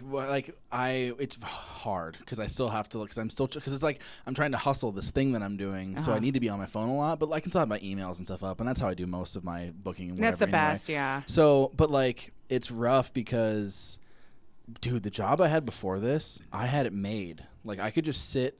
You didn't have to burp off mic. You already did it once. I know. so I didn't want to interrupt you. It was different when I was talking. So I had it real cushiony. Like I had worked there for a while. Yeah. I knew I was in an easy class. Like I knew everything like the back of my hand. So I would be on my phone all day long. And my teacher, who I worked under, was awesome. And like he knew that I did my job and I did it well. So he never gave a shit that I was on my phone, even though technically we weren't allowed to be on our phones. So I got this because Alicia would always give me shit about it because I was always on my phone. So I downloaded this like Insights app, and it tells you like how much time you've been on your phone. Oh shit! And that was a depressing like I'm talking like 6 hours. Are you serious? Like I'm of your day that you could have been doing something like on my phone. Oh man! Now I didn't want to see what my boyfriend says. He's always on his phone. Now it's at 2. Oh, okay. Which is really nice. That's a huge improvement, man. Huge improvement. But that also shows that you're not doing that same job anymore either. So you don't have that much time on your hands. Yeah, I know. So we'll see what happens. I just have to like do it really early in the morning. Social media is a double-edged sword. It is a useful tool. It's super great for marketing. It's absolutely free for the most part. But man, it can make you depressed. Because the whole point of, especially Instagram, the whole point of Instagram is to show off how cool your life is and what you're doing. And sometimes I'm just not in the mood to do that. I'm like, hey, I'm living life and I'm fucking enjoying it by myself. Not everybody needs to see what I'm doing. Totally. But because my job requires me to be on social media, I'm going to fucking do it. Mm-hmm. In fact, I thought it would be a great idea for everyone at the station to really like be gung-ho about it. And I'm the only one. I'm the only one that does it. But it's worked out for me in the long run because I think that it has helped me become more of the face of the station. It has. I don't know the name of any other DJ. Are you serious? And I've never heard any of my friends talk about anybody but you.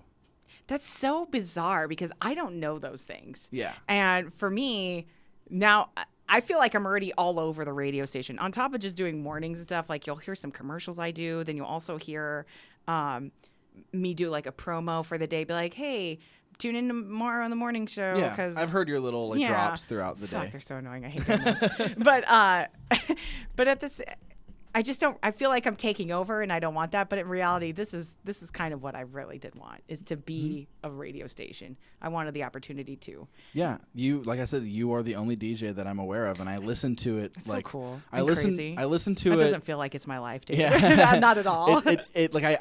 Now, granted, I don't listen to it regularly, and a lot of the reason is because you have such a local, you have such a stronghold in the local scene. Yeah. But like everyone I know. I mean, sure, most of them are in local bands and whatever, but like I've told plenty. I've like totally like shown off and told people, like, dude, fucking Mo's coming on my show, and I've legitimately like, because I'll be hanging out with friends and they'll just like making casual conversations. So who do you have coming up on the show? And every single time I drop your name, like that's fucking awesome. Oh, like, dude, I want to hang out with everyone. People know you. Like people totally fucking know you. I've never heard anybody have conversations about DJs. It's so weird though too, because I was not expecting to get stopped at the grocery store often. Oh, you do? Oh, dude. Awesome. But it's just because I go to the same grocery store all the fucking time.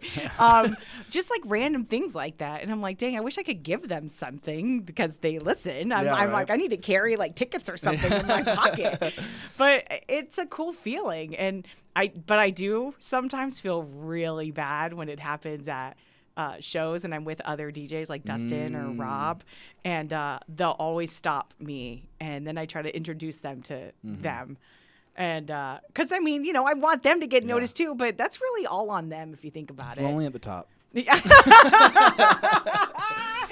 Oh, you are so right. Tell me more.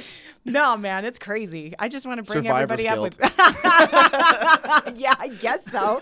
I just want to bring everybody up with me so we can all hang out. That's all I want. Yeah, I just want to have a good time with everyone. Yeah, that's what I love about this show is that I can just like hang out and have fun. And I have like loyal listeners who will always like comment and hit me up. I have people who I don't even like know or talk to, and they'll hit me up on Facebook and like say, "Oh, this is really funny that you said," or whatever. And let me ask you something. Have you ever had a show where you felt like it just wasn't going the right direction? Oh yeah, totally. Not super often, definitely in the early days. Yeah, because I mean, you're still working out the kinks. You're figuring out what you want and don't want. The worst, you're learning those lessons. The worst is when you have a guest on who's just not a talker. That is so difficult, and that happens with some of the comedians that I talk to. Really? It happens to comedians? Well, I mean, think about it. There's some comedians that are that are there to promote themselves. They've been doing it for a long time. They know what to say. They're trying to get laughs so that they can get people into the venue to go watch them and they can make money. And then there's just some comedians that are just there to answer your questions. And that's kind of, I like you, I just want to have a conversation. I just want it to flow and I want it to be easy. And yeah, I'll have some questions for some people because you know, you got to ask the big things, especially if they have big projects coming out. A lot of them, like with movies or things like that, or podcasts. But yeah, I think like the last one that was the most disastrous one in my mind was Daryl Hammond. I know that name. So he was on Saturday Night Live for a long time. He used to. He was the original guy that did a great Donald Trump impression, and then I don't know, and then like. I've seen this guy before. Yeah, you've seen him before. If you Google the name and you look at his face, you know who he is. I've seen him in some movie or something like that. But he was just an interesting character. I don't know. He was just going through a weird thing, and he just wanted to answer questions, and he didn't want to be like a comedian. I'm like, well, then why are you here, man? Have you seen? Have you ever had the joy of having Tom Segura on your show? Dude, no, man. I want to. Do you know about what he does? He's a hot yeah, I know what he does. I've been studying. Normally what I do is I'll go on line and I'll look at other interviews that they've done. I'm like, oh, I get it. I see what you're doing. Eric Andre is going to be coming up. Nice.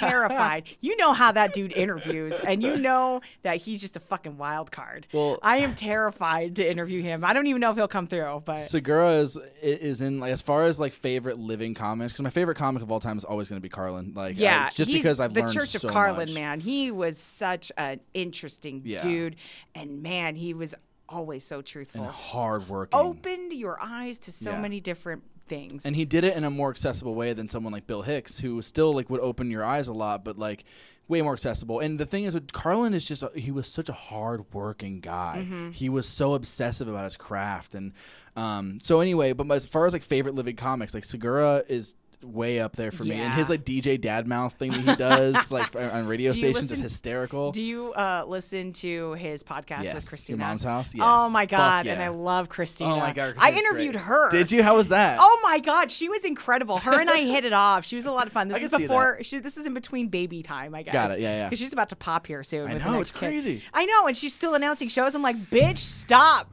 Breastfeed your kid and then do a show. Relax. Yeah. But she was great. Another, and we're gonna come back to this because I wanted to talk to him. My favorite all-time comedian to have interviewed was Chris Hardwick. Yeah. And talk about it. You've been meaning to talk about this. I've been meaning to talk about it because I haven't had a platform anywhere to really say anything about this whole deal. So if you guys haven't heard, Chris Hardwick, and if you don't know him, he used to be the host of Singled Out. He was back in the 90s. He's a comedian. He's an actor. He Nerdist. Nerdist. He started the Nerdist podcast, and then it grew into a whole giant eight-headed monster. I used to listen to Sex Nerd Sandra, who was on Nerdist. Oh my god! And see, he's just my hero. Like he's all around what I would love to be like, and still to this day would still like to be like him. He's just a creative mind. And then when midnight, that was by far. I was so sad when they canceled it. Matt Meyer was my favorite. So good. Well, either way, recently he just got into some issues with the Me Too thing that's going on right now.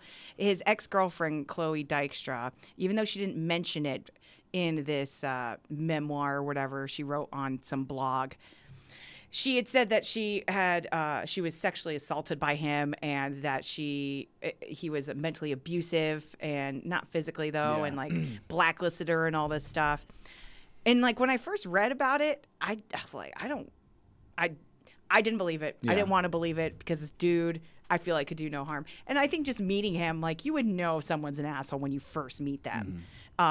The dude was nothing but sweet. I invited him to do the show with me, and he said yes. He did the entire show with me from like 7 to 9:30, and it was so cool. We even got to play one of the songs off of Rick and Morty. It was Chaos. Nice. The song where Rick. Do you watch Rick and Morty? Yes. Okay. The song for Unity before Rick tries to kill himself. Yeah. That one like hit me right in the feels. It's so good.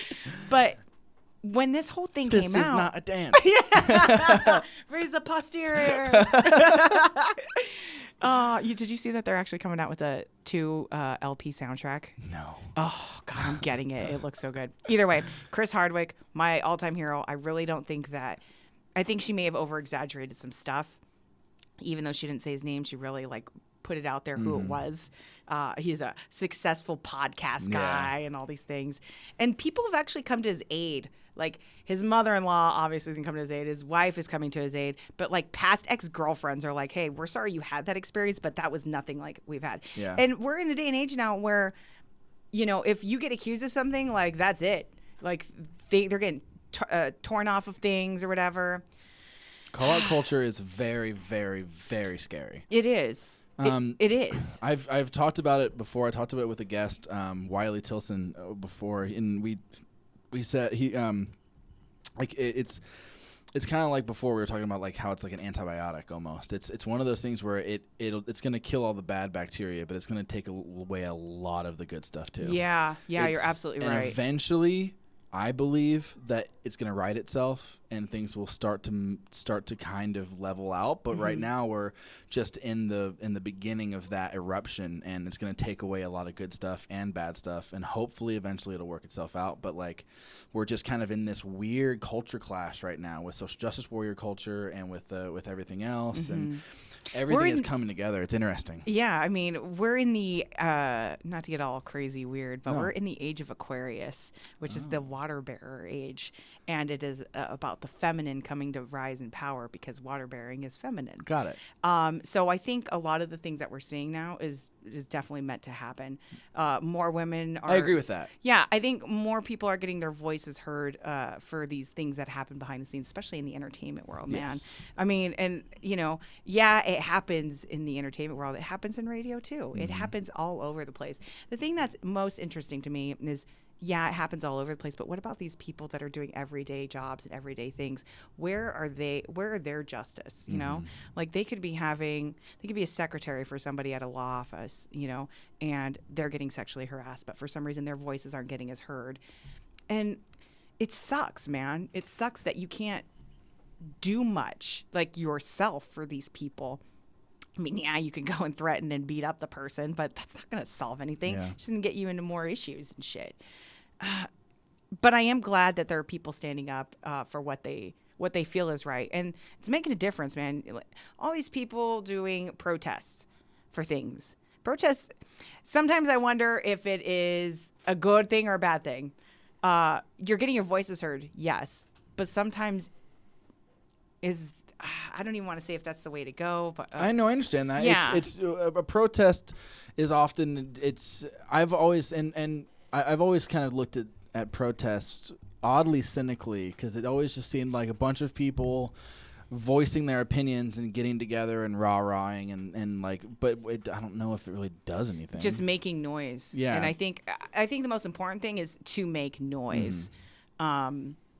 I've never been in a protest. I've never gone and done it. That's why it's like I'm a stoner, man. I'm too lazy for that. I watch it on TV and then I report about it. Yeah. But like even Red for Ed, you know, plenty of teachers, plenty of friends. I got family members that are worked teachers. In a school when that was all happening. You know, man.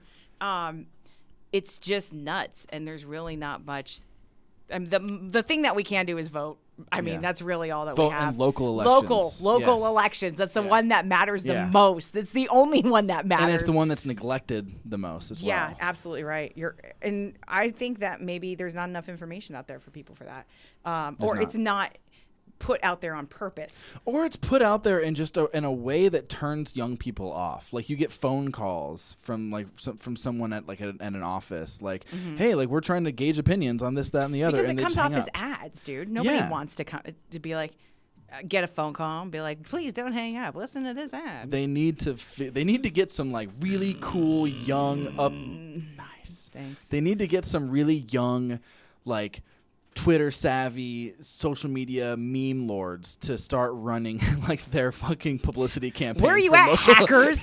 All right, you want to make a difference? Yeah. Another thing, hackers. All right, yeah. You want to expose the new fucking Spider-Man movie or whatever you're doing? What? Would you do What's up with the new Spider-Man movie? That's not really what's happening. I'm just saying, like, I'm like, they want to expose something from a movie theater or from a movie company like Sony or whatever. That's cool and all, but why? And I've read this joke before, and I was like, damn it, why isn't that true? Why aren't they hacking into like school debt programs and stuff and just erasing everybody? Let's make the world a better place that way. Oh my God. All right. Yeah. That's my piece. No, you're good. You're good. You're good. Have you ever had Jim Norton in your studio? I have not had the pleasure of having Jim Norton in. He's in my as far as my three or four, I guess. I don't have a direct. You have a lot of 3 or 4s. I know. I'm really passionate. But Jim Norton, Tom Segura, Patton Oswalt, and Rogan are probably the guys who I pay the most. Jim Jeffries too. Jim Jeffries, great. Fucking love Jim Jeffries. Dave Chappelle, man, hands down is if I'm gonna pick comedians, Dave Chappelle for sure.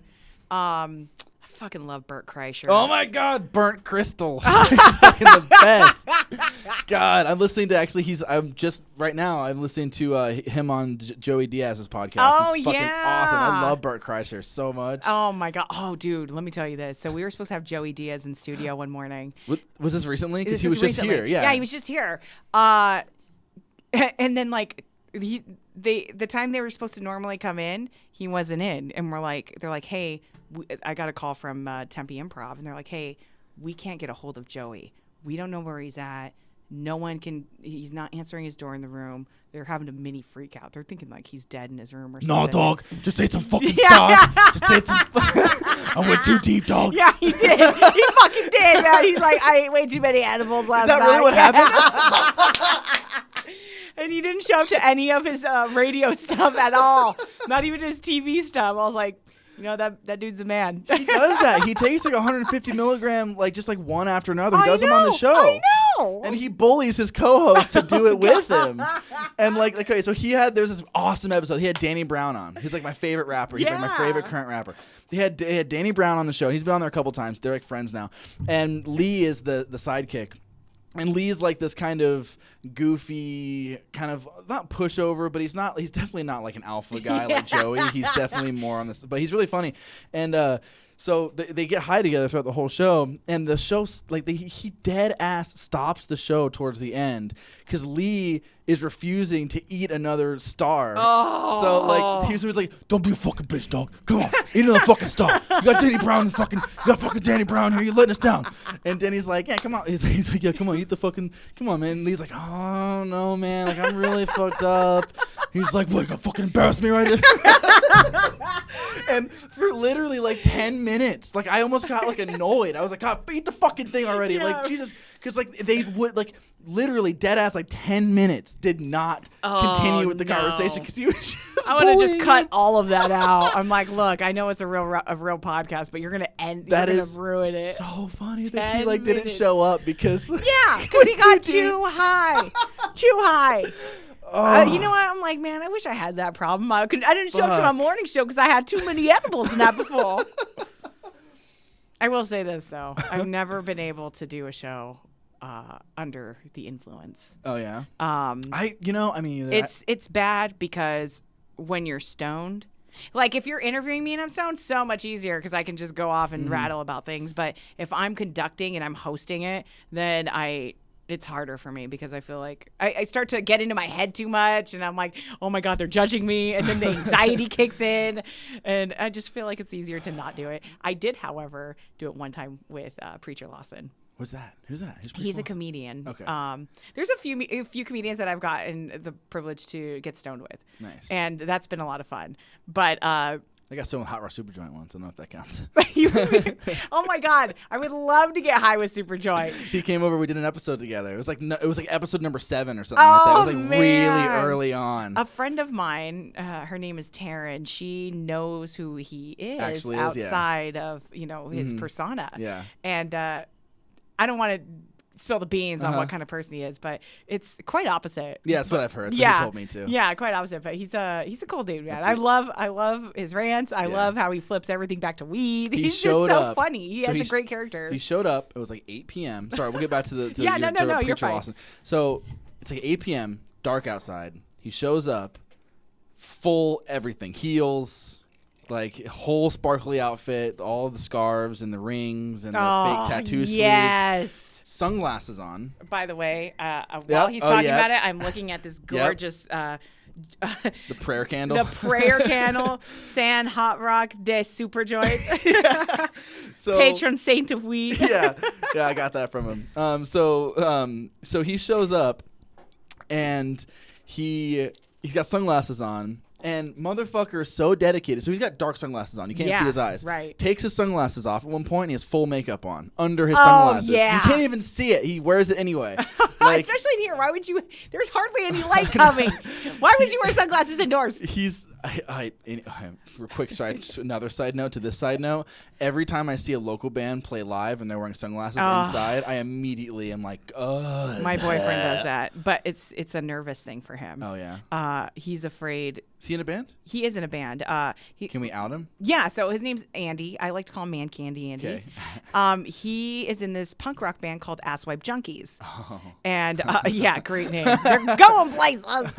AWJ for short. Yeah, and they're starting to become really popular in the punk scene. Yeah, they are. They're a lot of fun. They're a goofy fucking band, man. What were we talking about? Anyway, sunglasses inside. Yeah, he fucking wears sunglasses on stage. I'm like, why do you do that? You're not. Doesn't make any cooler. He's like, no, it's a nervous thing. Yeah. He's like, it's because if I see a lot of people, I get nervous, and I want to be looking at the tabs, but I don't want it to look obvious. I think I've called him out on the show before, but sink or swim, boys. God damn it. Do they wear sunglasses on stage? Yes, fucking yes, they do. Who does it? Nate does it. Okay. And so does the other. Derek does it too.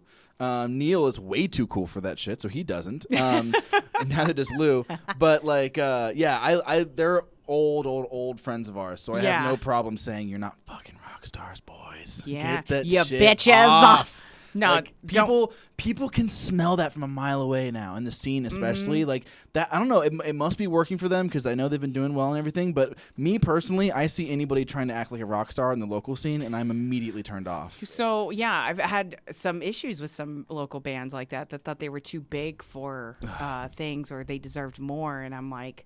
Talk about that off air. Yeah, we'll talk about names. that. Yeah. Oddly enough, there's a lot of them here in Arizona. And I'm like, you got to work for it, man. Like, nothing's handed to you. You think I fucking got this job because it was handed to me? Yeah. No. You got to work your ass off, and you got to do a lot of shit for free to get your name out there. Tell me what you were going to tell me about Preacher Lawson.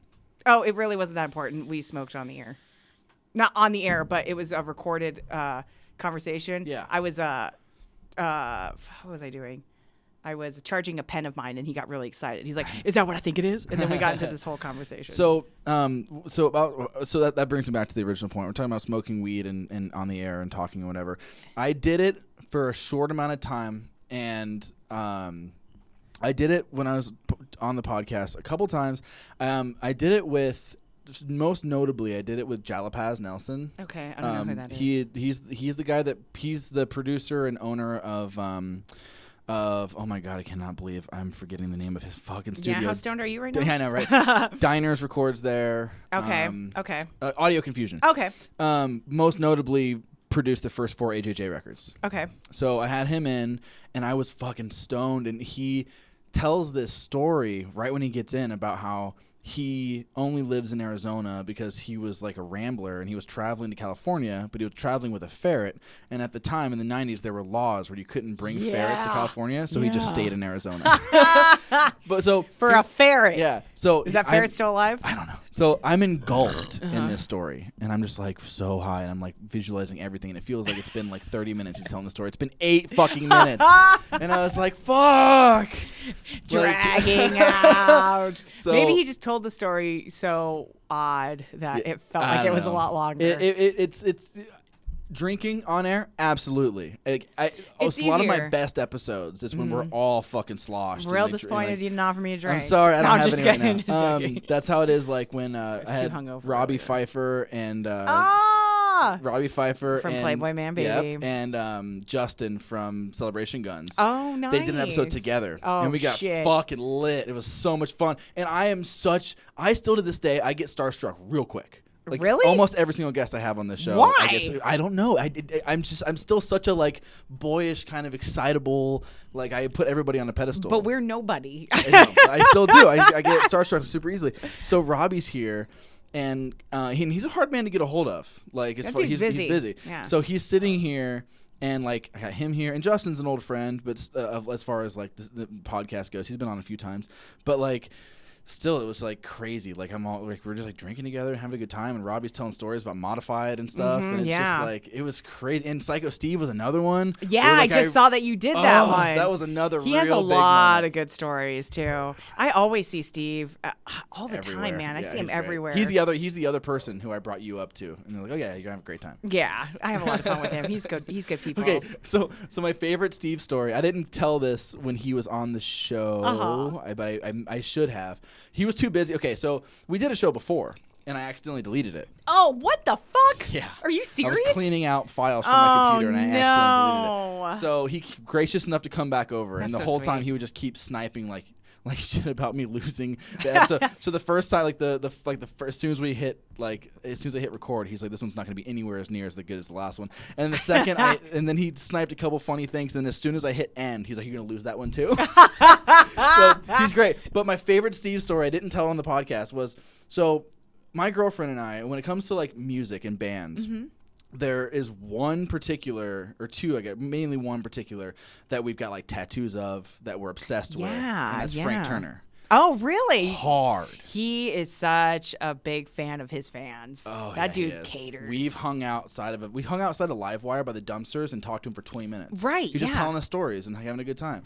Oh yeah, Frank. Like this is a Frank Turner tattoo. I've got one on my back. Like she's got like 4 or 5 of them or something. Like we're crazy about Frank. Like he has like a cult fan base. And so anyway, we get outside of the Van Buren for the last show. He was just here with Lucero and Menzingers and Homeless Gospel Choir. And that's the other thing. Homeless Gospel Choir is another humongous guy for us. We love him. Yeah. And Menzingers too. The last Menzingers album was great. So we're sitting outside. We showed up at 11 a.m. Oh, shit. And we got lawn chairs and we're sitting outside. What? That's how we do it. We know what we're doing. We do it for front bottoms too. Every time front bottoms are here, so good. we pull out lawn chairs and we wait outside. So we're sitting outside, and I sent Steve a picture of us, and I was like, 11 a.m. already lined up, and he said, I feel like I'm being catfished. I didn't know you were 13. Yeah, I didn't know you were 13. I feel like I'm being catfished. Oh, Jesus Christ. I was hoping he was going to let us in early or something. No, he just made fun of me and walked away. Yeah, oh my God. He's like, cool story, bro. Bye. Oh, fuck. I tried to, that's another thing I didn't tell on the podcast. I tried to get him before the show to tell me how much they've paid Frank Turner. Oh my God, seriously. and I was like, yo, can you tell how much do you make? Because I tried to segue into it because I was asking him, how does it work? Like, how do you just do you hand them a check? Like, how does that work? Like from the business perspective, and he kind of gave me an insight on it, and I was like, so how much Frank Turner make that night? And he's like, I'm not telling you. Yeah. I was like, damn it. I know, right? Oh my God, I don't even know how much they charge Frank Turner for anything, or how much he charges. I don't know. Because we did a graduate session with him. Oh yeah, you did. Yeah, so graduate sessions at Alt AZ is basically just a private acoustic performance. They throw out like 3 to 5 jams. There's an interview that takes place, and we do it in the ballroom of the Graduate Hotel in Tempe, which is really nice. When you open up the windows, you get a perfect view of A Mountain, which is right next to ASU. Man, I did not get to make that one, and I was there's only been like a handful of shows I haven't been able to go to for graduate sessions. I don't even remember why you didn't go to that one, but from what I heard, it took 3 hours to get people out of there because he was talking to them for so long. And for me, I find that impressive and important because if you're going to be in entertainment, you got to make time for your fans. You know, you can't think you're too big, then you're too big to talk to them. Yeah. And for him, he's so personable and he's so nice. And God damn that accent. Oh, he's great. I'm moist. We drove all the way to Pomona, California to see him. We've done this a few times. We've traveled quite a bit for shows.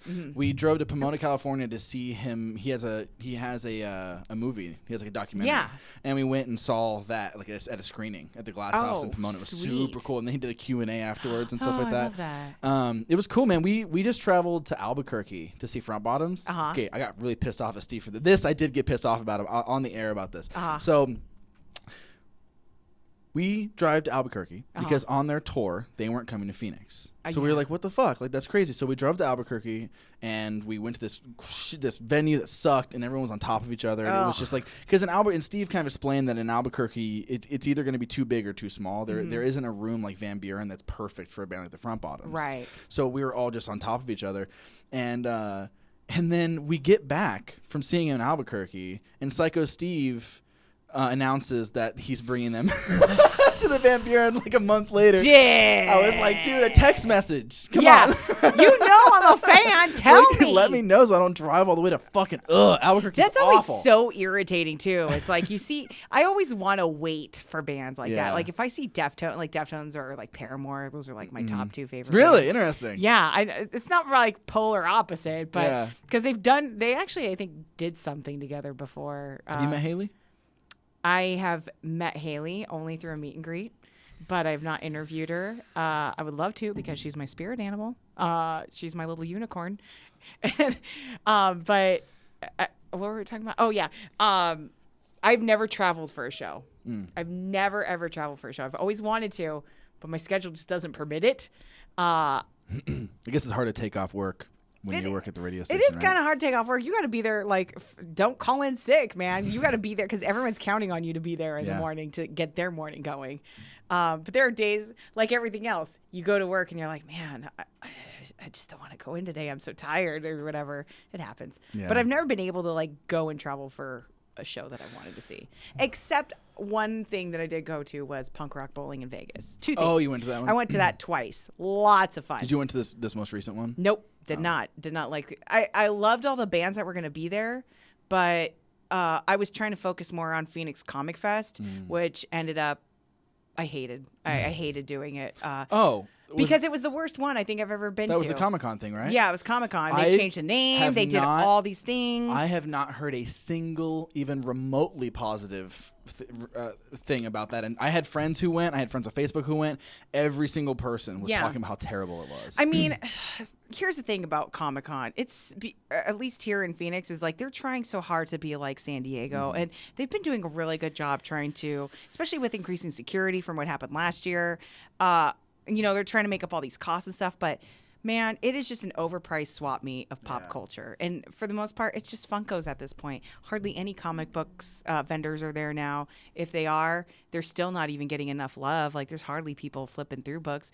I'm guilty of it sometimes. Well, for the most part, I'm usually guilty of it because I'm trying to do video and I'm trying to do all these other projects at the same time while trying to enjoy the venue, trying to enjoy the whole thing.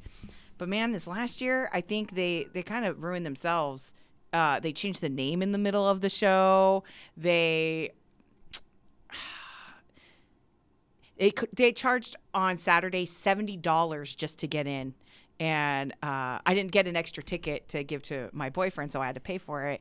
And I was so fucking sad about that. And then you still got to go in and pay, you know, a raised price of what half of these things would cost anyways, because the vendor's trying to make money off of it. I get that. But I could find the same $50 Funko limited edition thing on Amazon for $10. Yeah. And that's, you know, it's just, I don't know how much longer they're going to do it here. I think it's becoming overkill at this point. Yeah.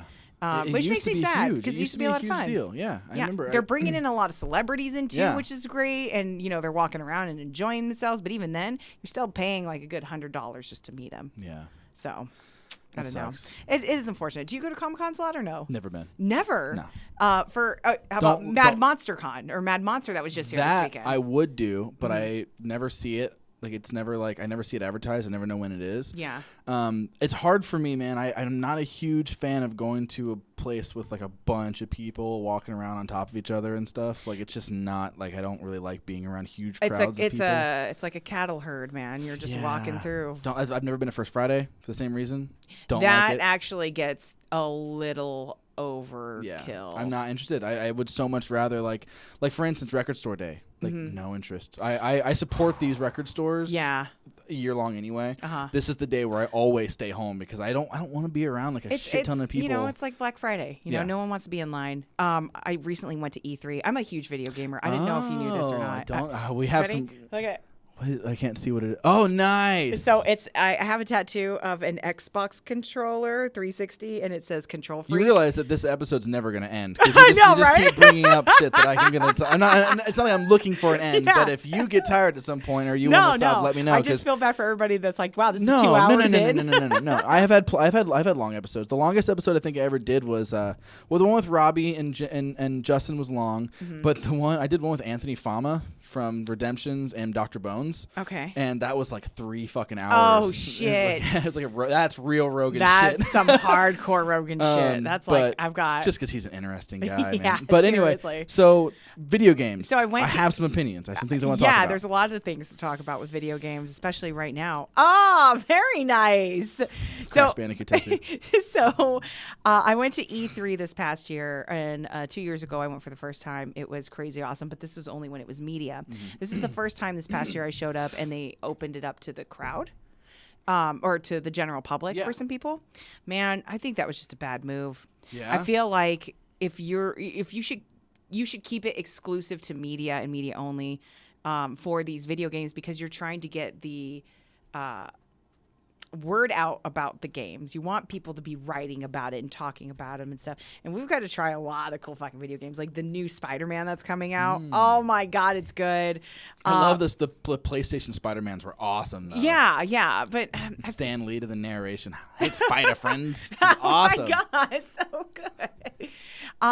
But it was just so packed. Like, you're waiting in line for 4 hours to play a 15-minute game, and it is disturbing, and people go apeshit, and they are throwing out stuff all the time, though. So they kind of make it worthwhile with the free gives that they give sometimes.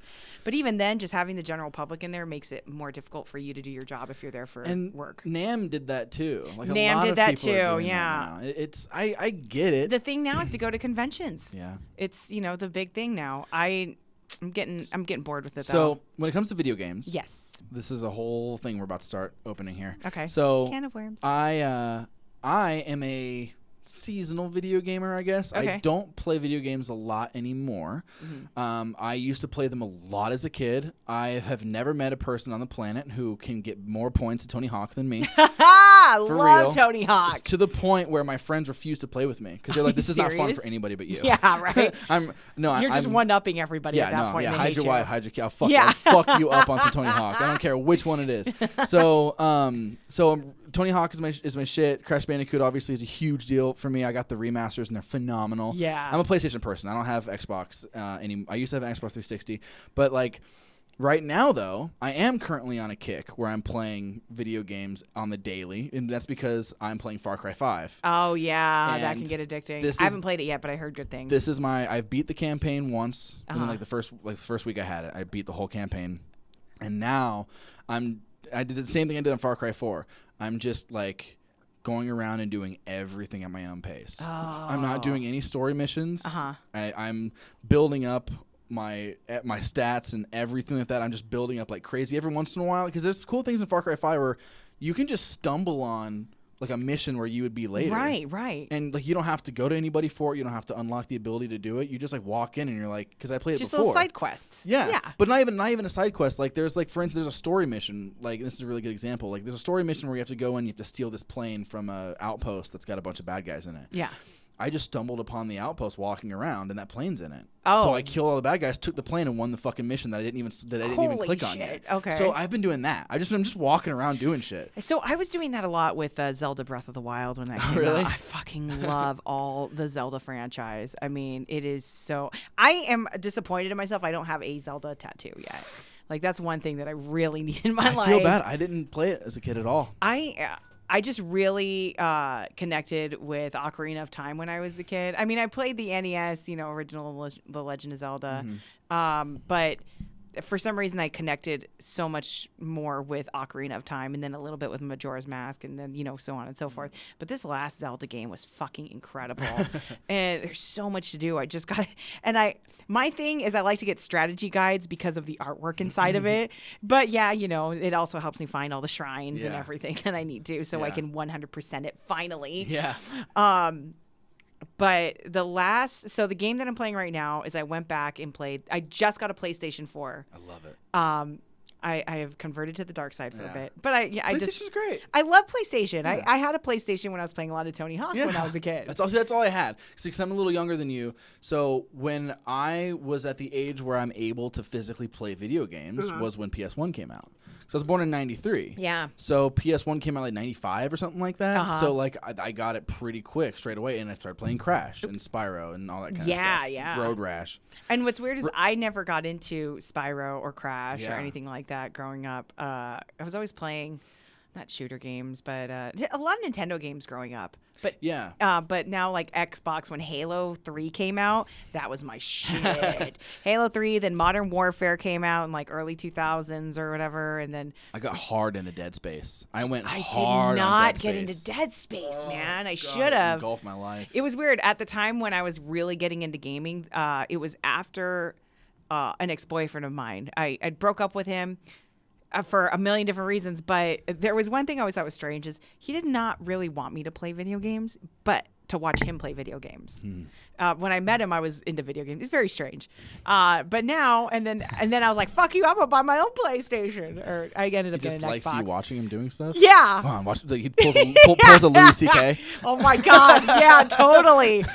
Except it was like a butthole. And I was like, I don't want to see your butthole. It's so weird. No, but... So I got an Xbox and I started playing all these other new games. But what I got deep into is fucking Guitar Hero. Oh my God, yes. Oh God, I Guitar couldn't Hero stop. 3 was the one that got me. Yeah, I played the first one, but and then I realized I was a fucking natural. I was like, I love this. I'm not good on guitar ever in real life. I see you have one over to the right of you, but yeah, I learned how to play. That's the only one I learned how to play on. You have. It's pink for everyone who's listening. It's cute. I like it. Bust it out real quick. Let's see it. Just pick it up real fast. So my sister. Oh! Yeah. So it was bought for my little sister. It has a little heart opening. It's so the sound cute. hole is a heart shape. My parents bought it for my little sister, and she never played it. And I was a drummer. I was a trained drummer. Like I took drum lessons and stuff like that. So it's the only instrument that I'm actually traditionally trained on.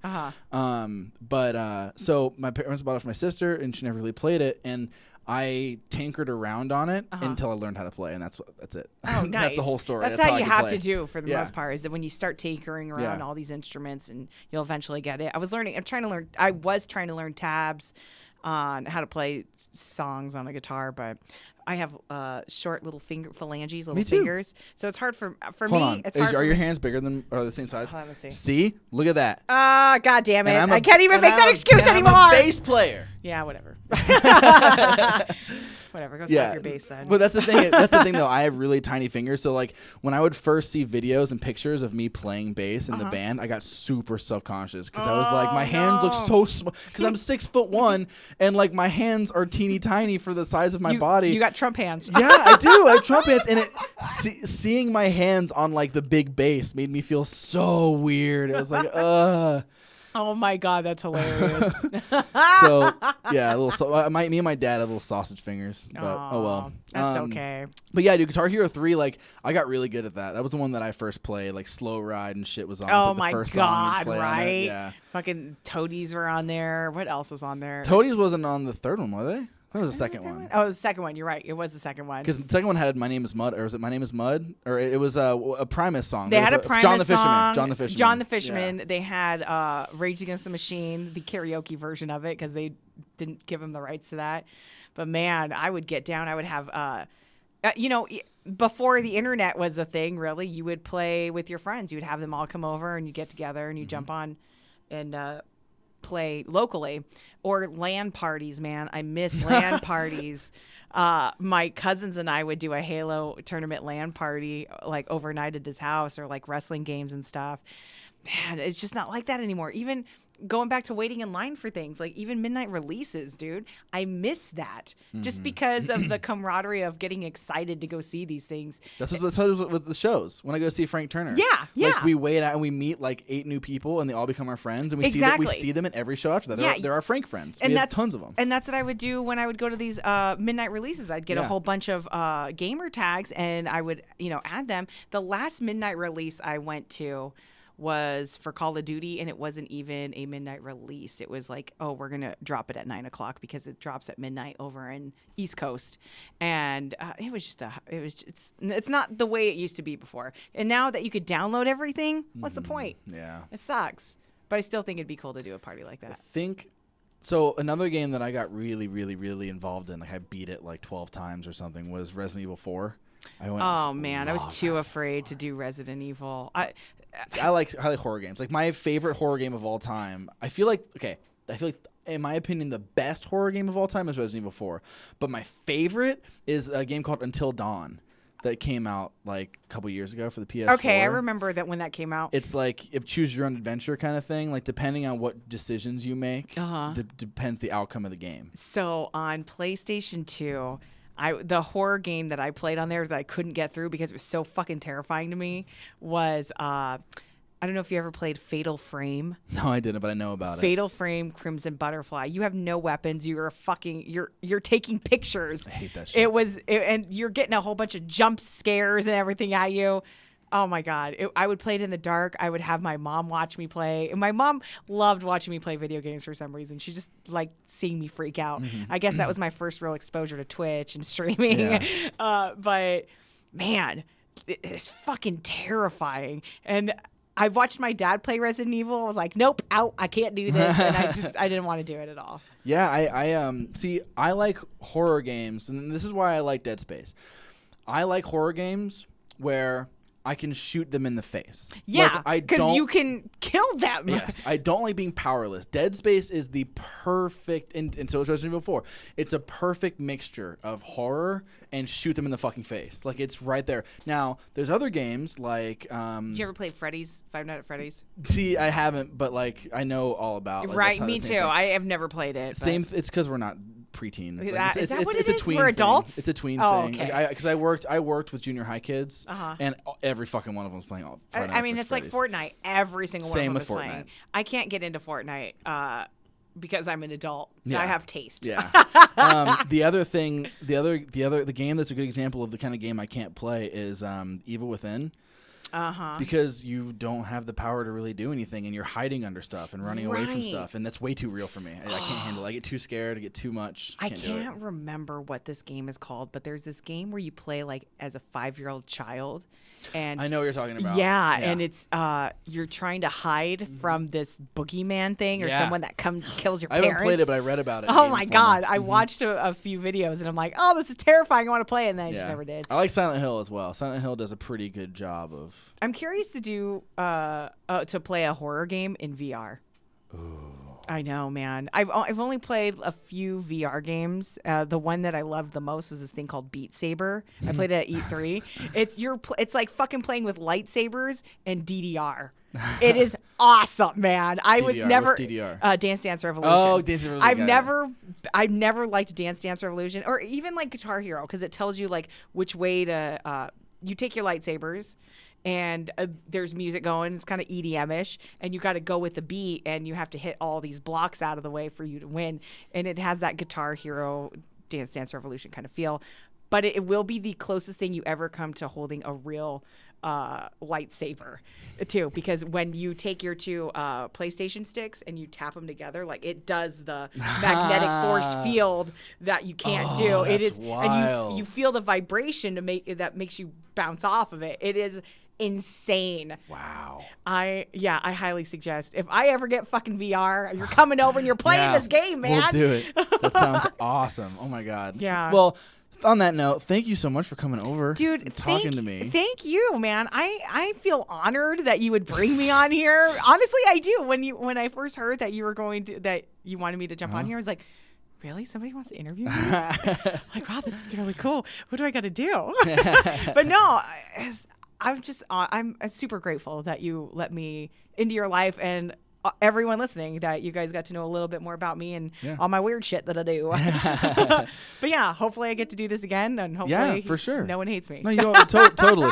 We had a great time. I would no pressure, but I would love to make you a regular or recurring guest on I would the love show. to. If you bring Robbie in here and we all get drunk, that would be an interesting one. Yeah, yes, Rob. God, or Chelsea. Oh my God, Chelsea, fuck me. That would be crazy. You should do a Chelsea and I, like both of us being in here talking to you about whatever. Like, God, I think that'd be some good, powerful women shit right there. That would be wild. Women's Day. That would be 2019. fucking wild. God, you and Chelsea, that would be nuts. You should see some of our Facebook messages that we go off on tangents. Well, this last one, she actually was super cool. I know we're going to end here. No, you're fine. You're fine. So we were doing this promotion for 21 Pilots. Went nuts. Like, we had people listening from all over the nation for this thing. A lot of people thought that they were going to get the new song or whatever, and it dropped later on. But people were upset at me because I didn't give them a new song, and I gave them a contest instead that we were doing. So I got a bunch of, like, hate mail, like death threats from 10-year-olds in Germany. I was like, listen, little Hitler, calm the fuck down, okay? You're not putting me in any chambers. Yeah, take that Armand off. And And, like, Chelsea's coming to my defense. She's talking all this shit to these kids, and I'm like, don't pay attention to them. They don't matter. I mean, you do matter, I guess, but, not in this instance or anything. That's so funny. Yeah, but no, she's a homegirl.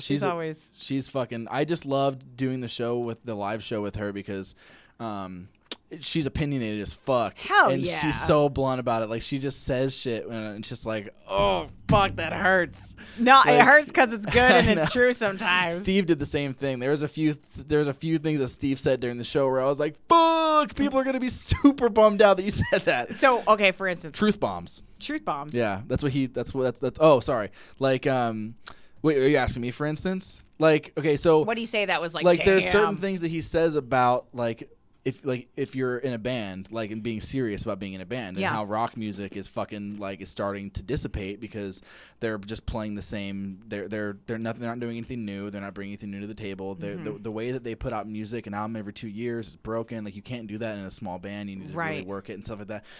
And he was just saying stuff. He would say stuff that was just, like, really truthful and, like, gotta be ego hurtful for a lot of people who are like. But sometimes you gotta bring them back to reality. Sometimes, like, there's no reason why.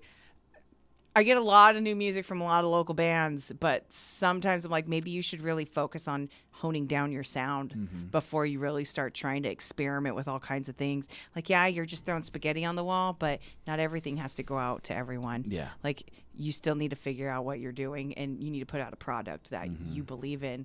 And not just to throw something out because you have something new. We get new music all the time, like we talked about. So. Yeah.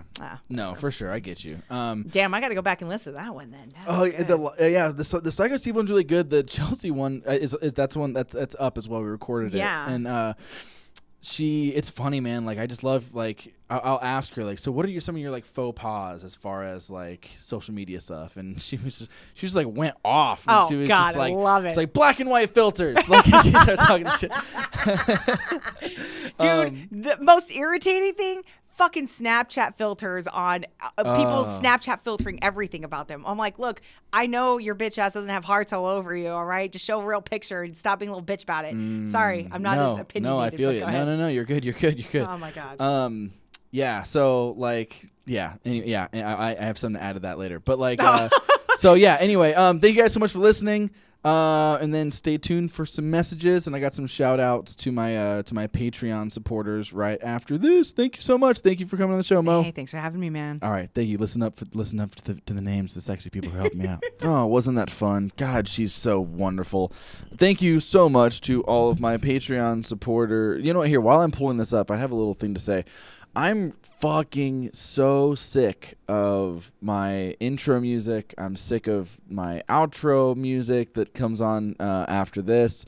I don't know what to do, man. I'm wondering to myself, like, should I change the intro? I mean, I've had it for so long. Like, this is what, episode like 56 or something like that, and I've had the same intro music the whole time, so I feel like now it's kind of it's like a signature thing, but I'm fucking absolutely just sick of it. I cannot stand it, man. Because not only, like, it wasn't created for the show. Like, that's an old Phantom Party track that we recorded fucking like 3 years ago or something like that. I'm just done with it. But I don't know. Hit me up, DM me, let me know if you guys think, if you're sick of it, you know, or you think it's important to the show. Obviously, you have to listen to it way less often than I do.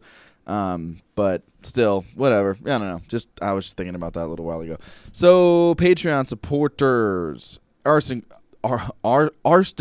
Costin, Austin Carson, Every Show Joe, Bradley Palermo, Aubrey Hoffer, my mom, my grandma, Courtney Gallegos, Miguel Lopez, Tom Maxwell, and my buddy Bryce Koppel for donating the lights that we have here. So thank you guys. Thank you all of you for Patreon. Patreon.com/gettingstoked is where you can support me and support the show. Keep this thing going, man. And I have even more messages after this. Oh shit, look at that. The episode's over, man. We're done. Episode is finished. Luckily, though, there are plenty of other older episodes hanging around the internet anywhere you'd like to find podcasts. iTunes, podcast apps like Stitcher or Podcast Addict for either the iPhone or the Android. My official Podbean website. I'm fucking everywhere, man. I'm building an empire. Let's take over the fucking world. Anyway, if you've made it this far, I truly appreciate you and encourage you to please reach out and say hello. I'm serious about this, guys. I really want to connect with my listeners. So whether you want to come on the show or not, drop me a line. Hit me an email at gettingstokedpodcast@gmail.com, or you can hit me up on social media, Facebook, Instagram, Twitter. I think that's it, man. Thank you guys so much for listening. It really, I know I harp on it so much, but it really, truly means everything. So thank you. Get stoked.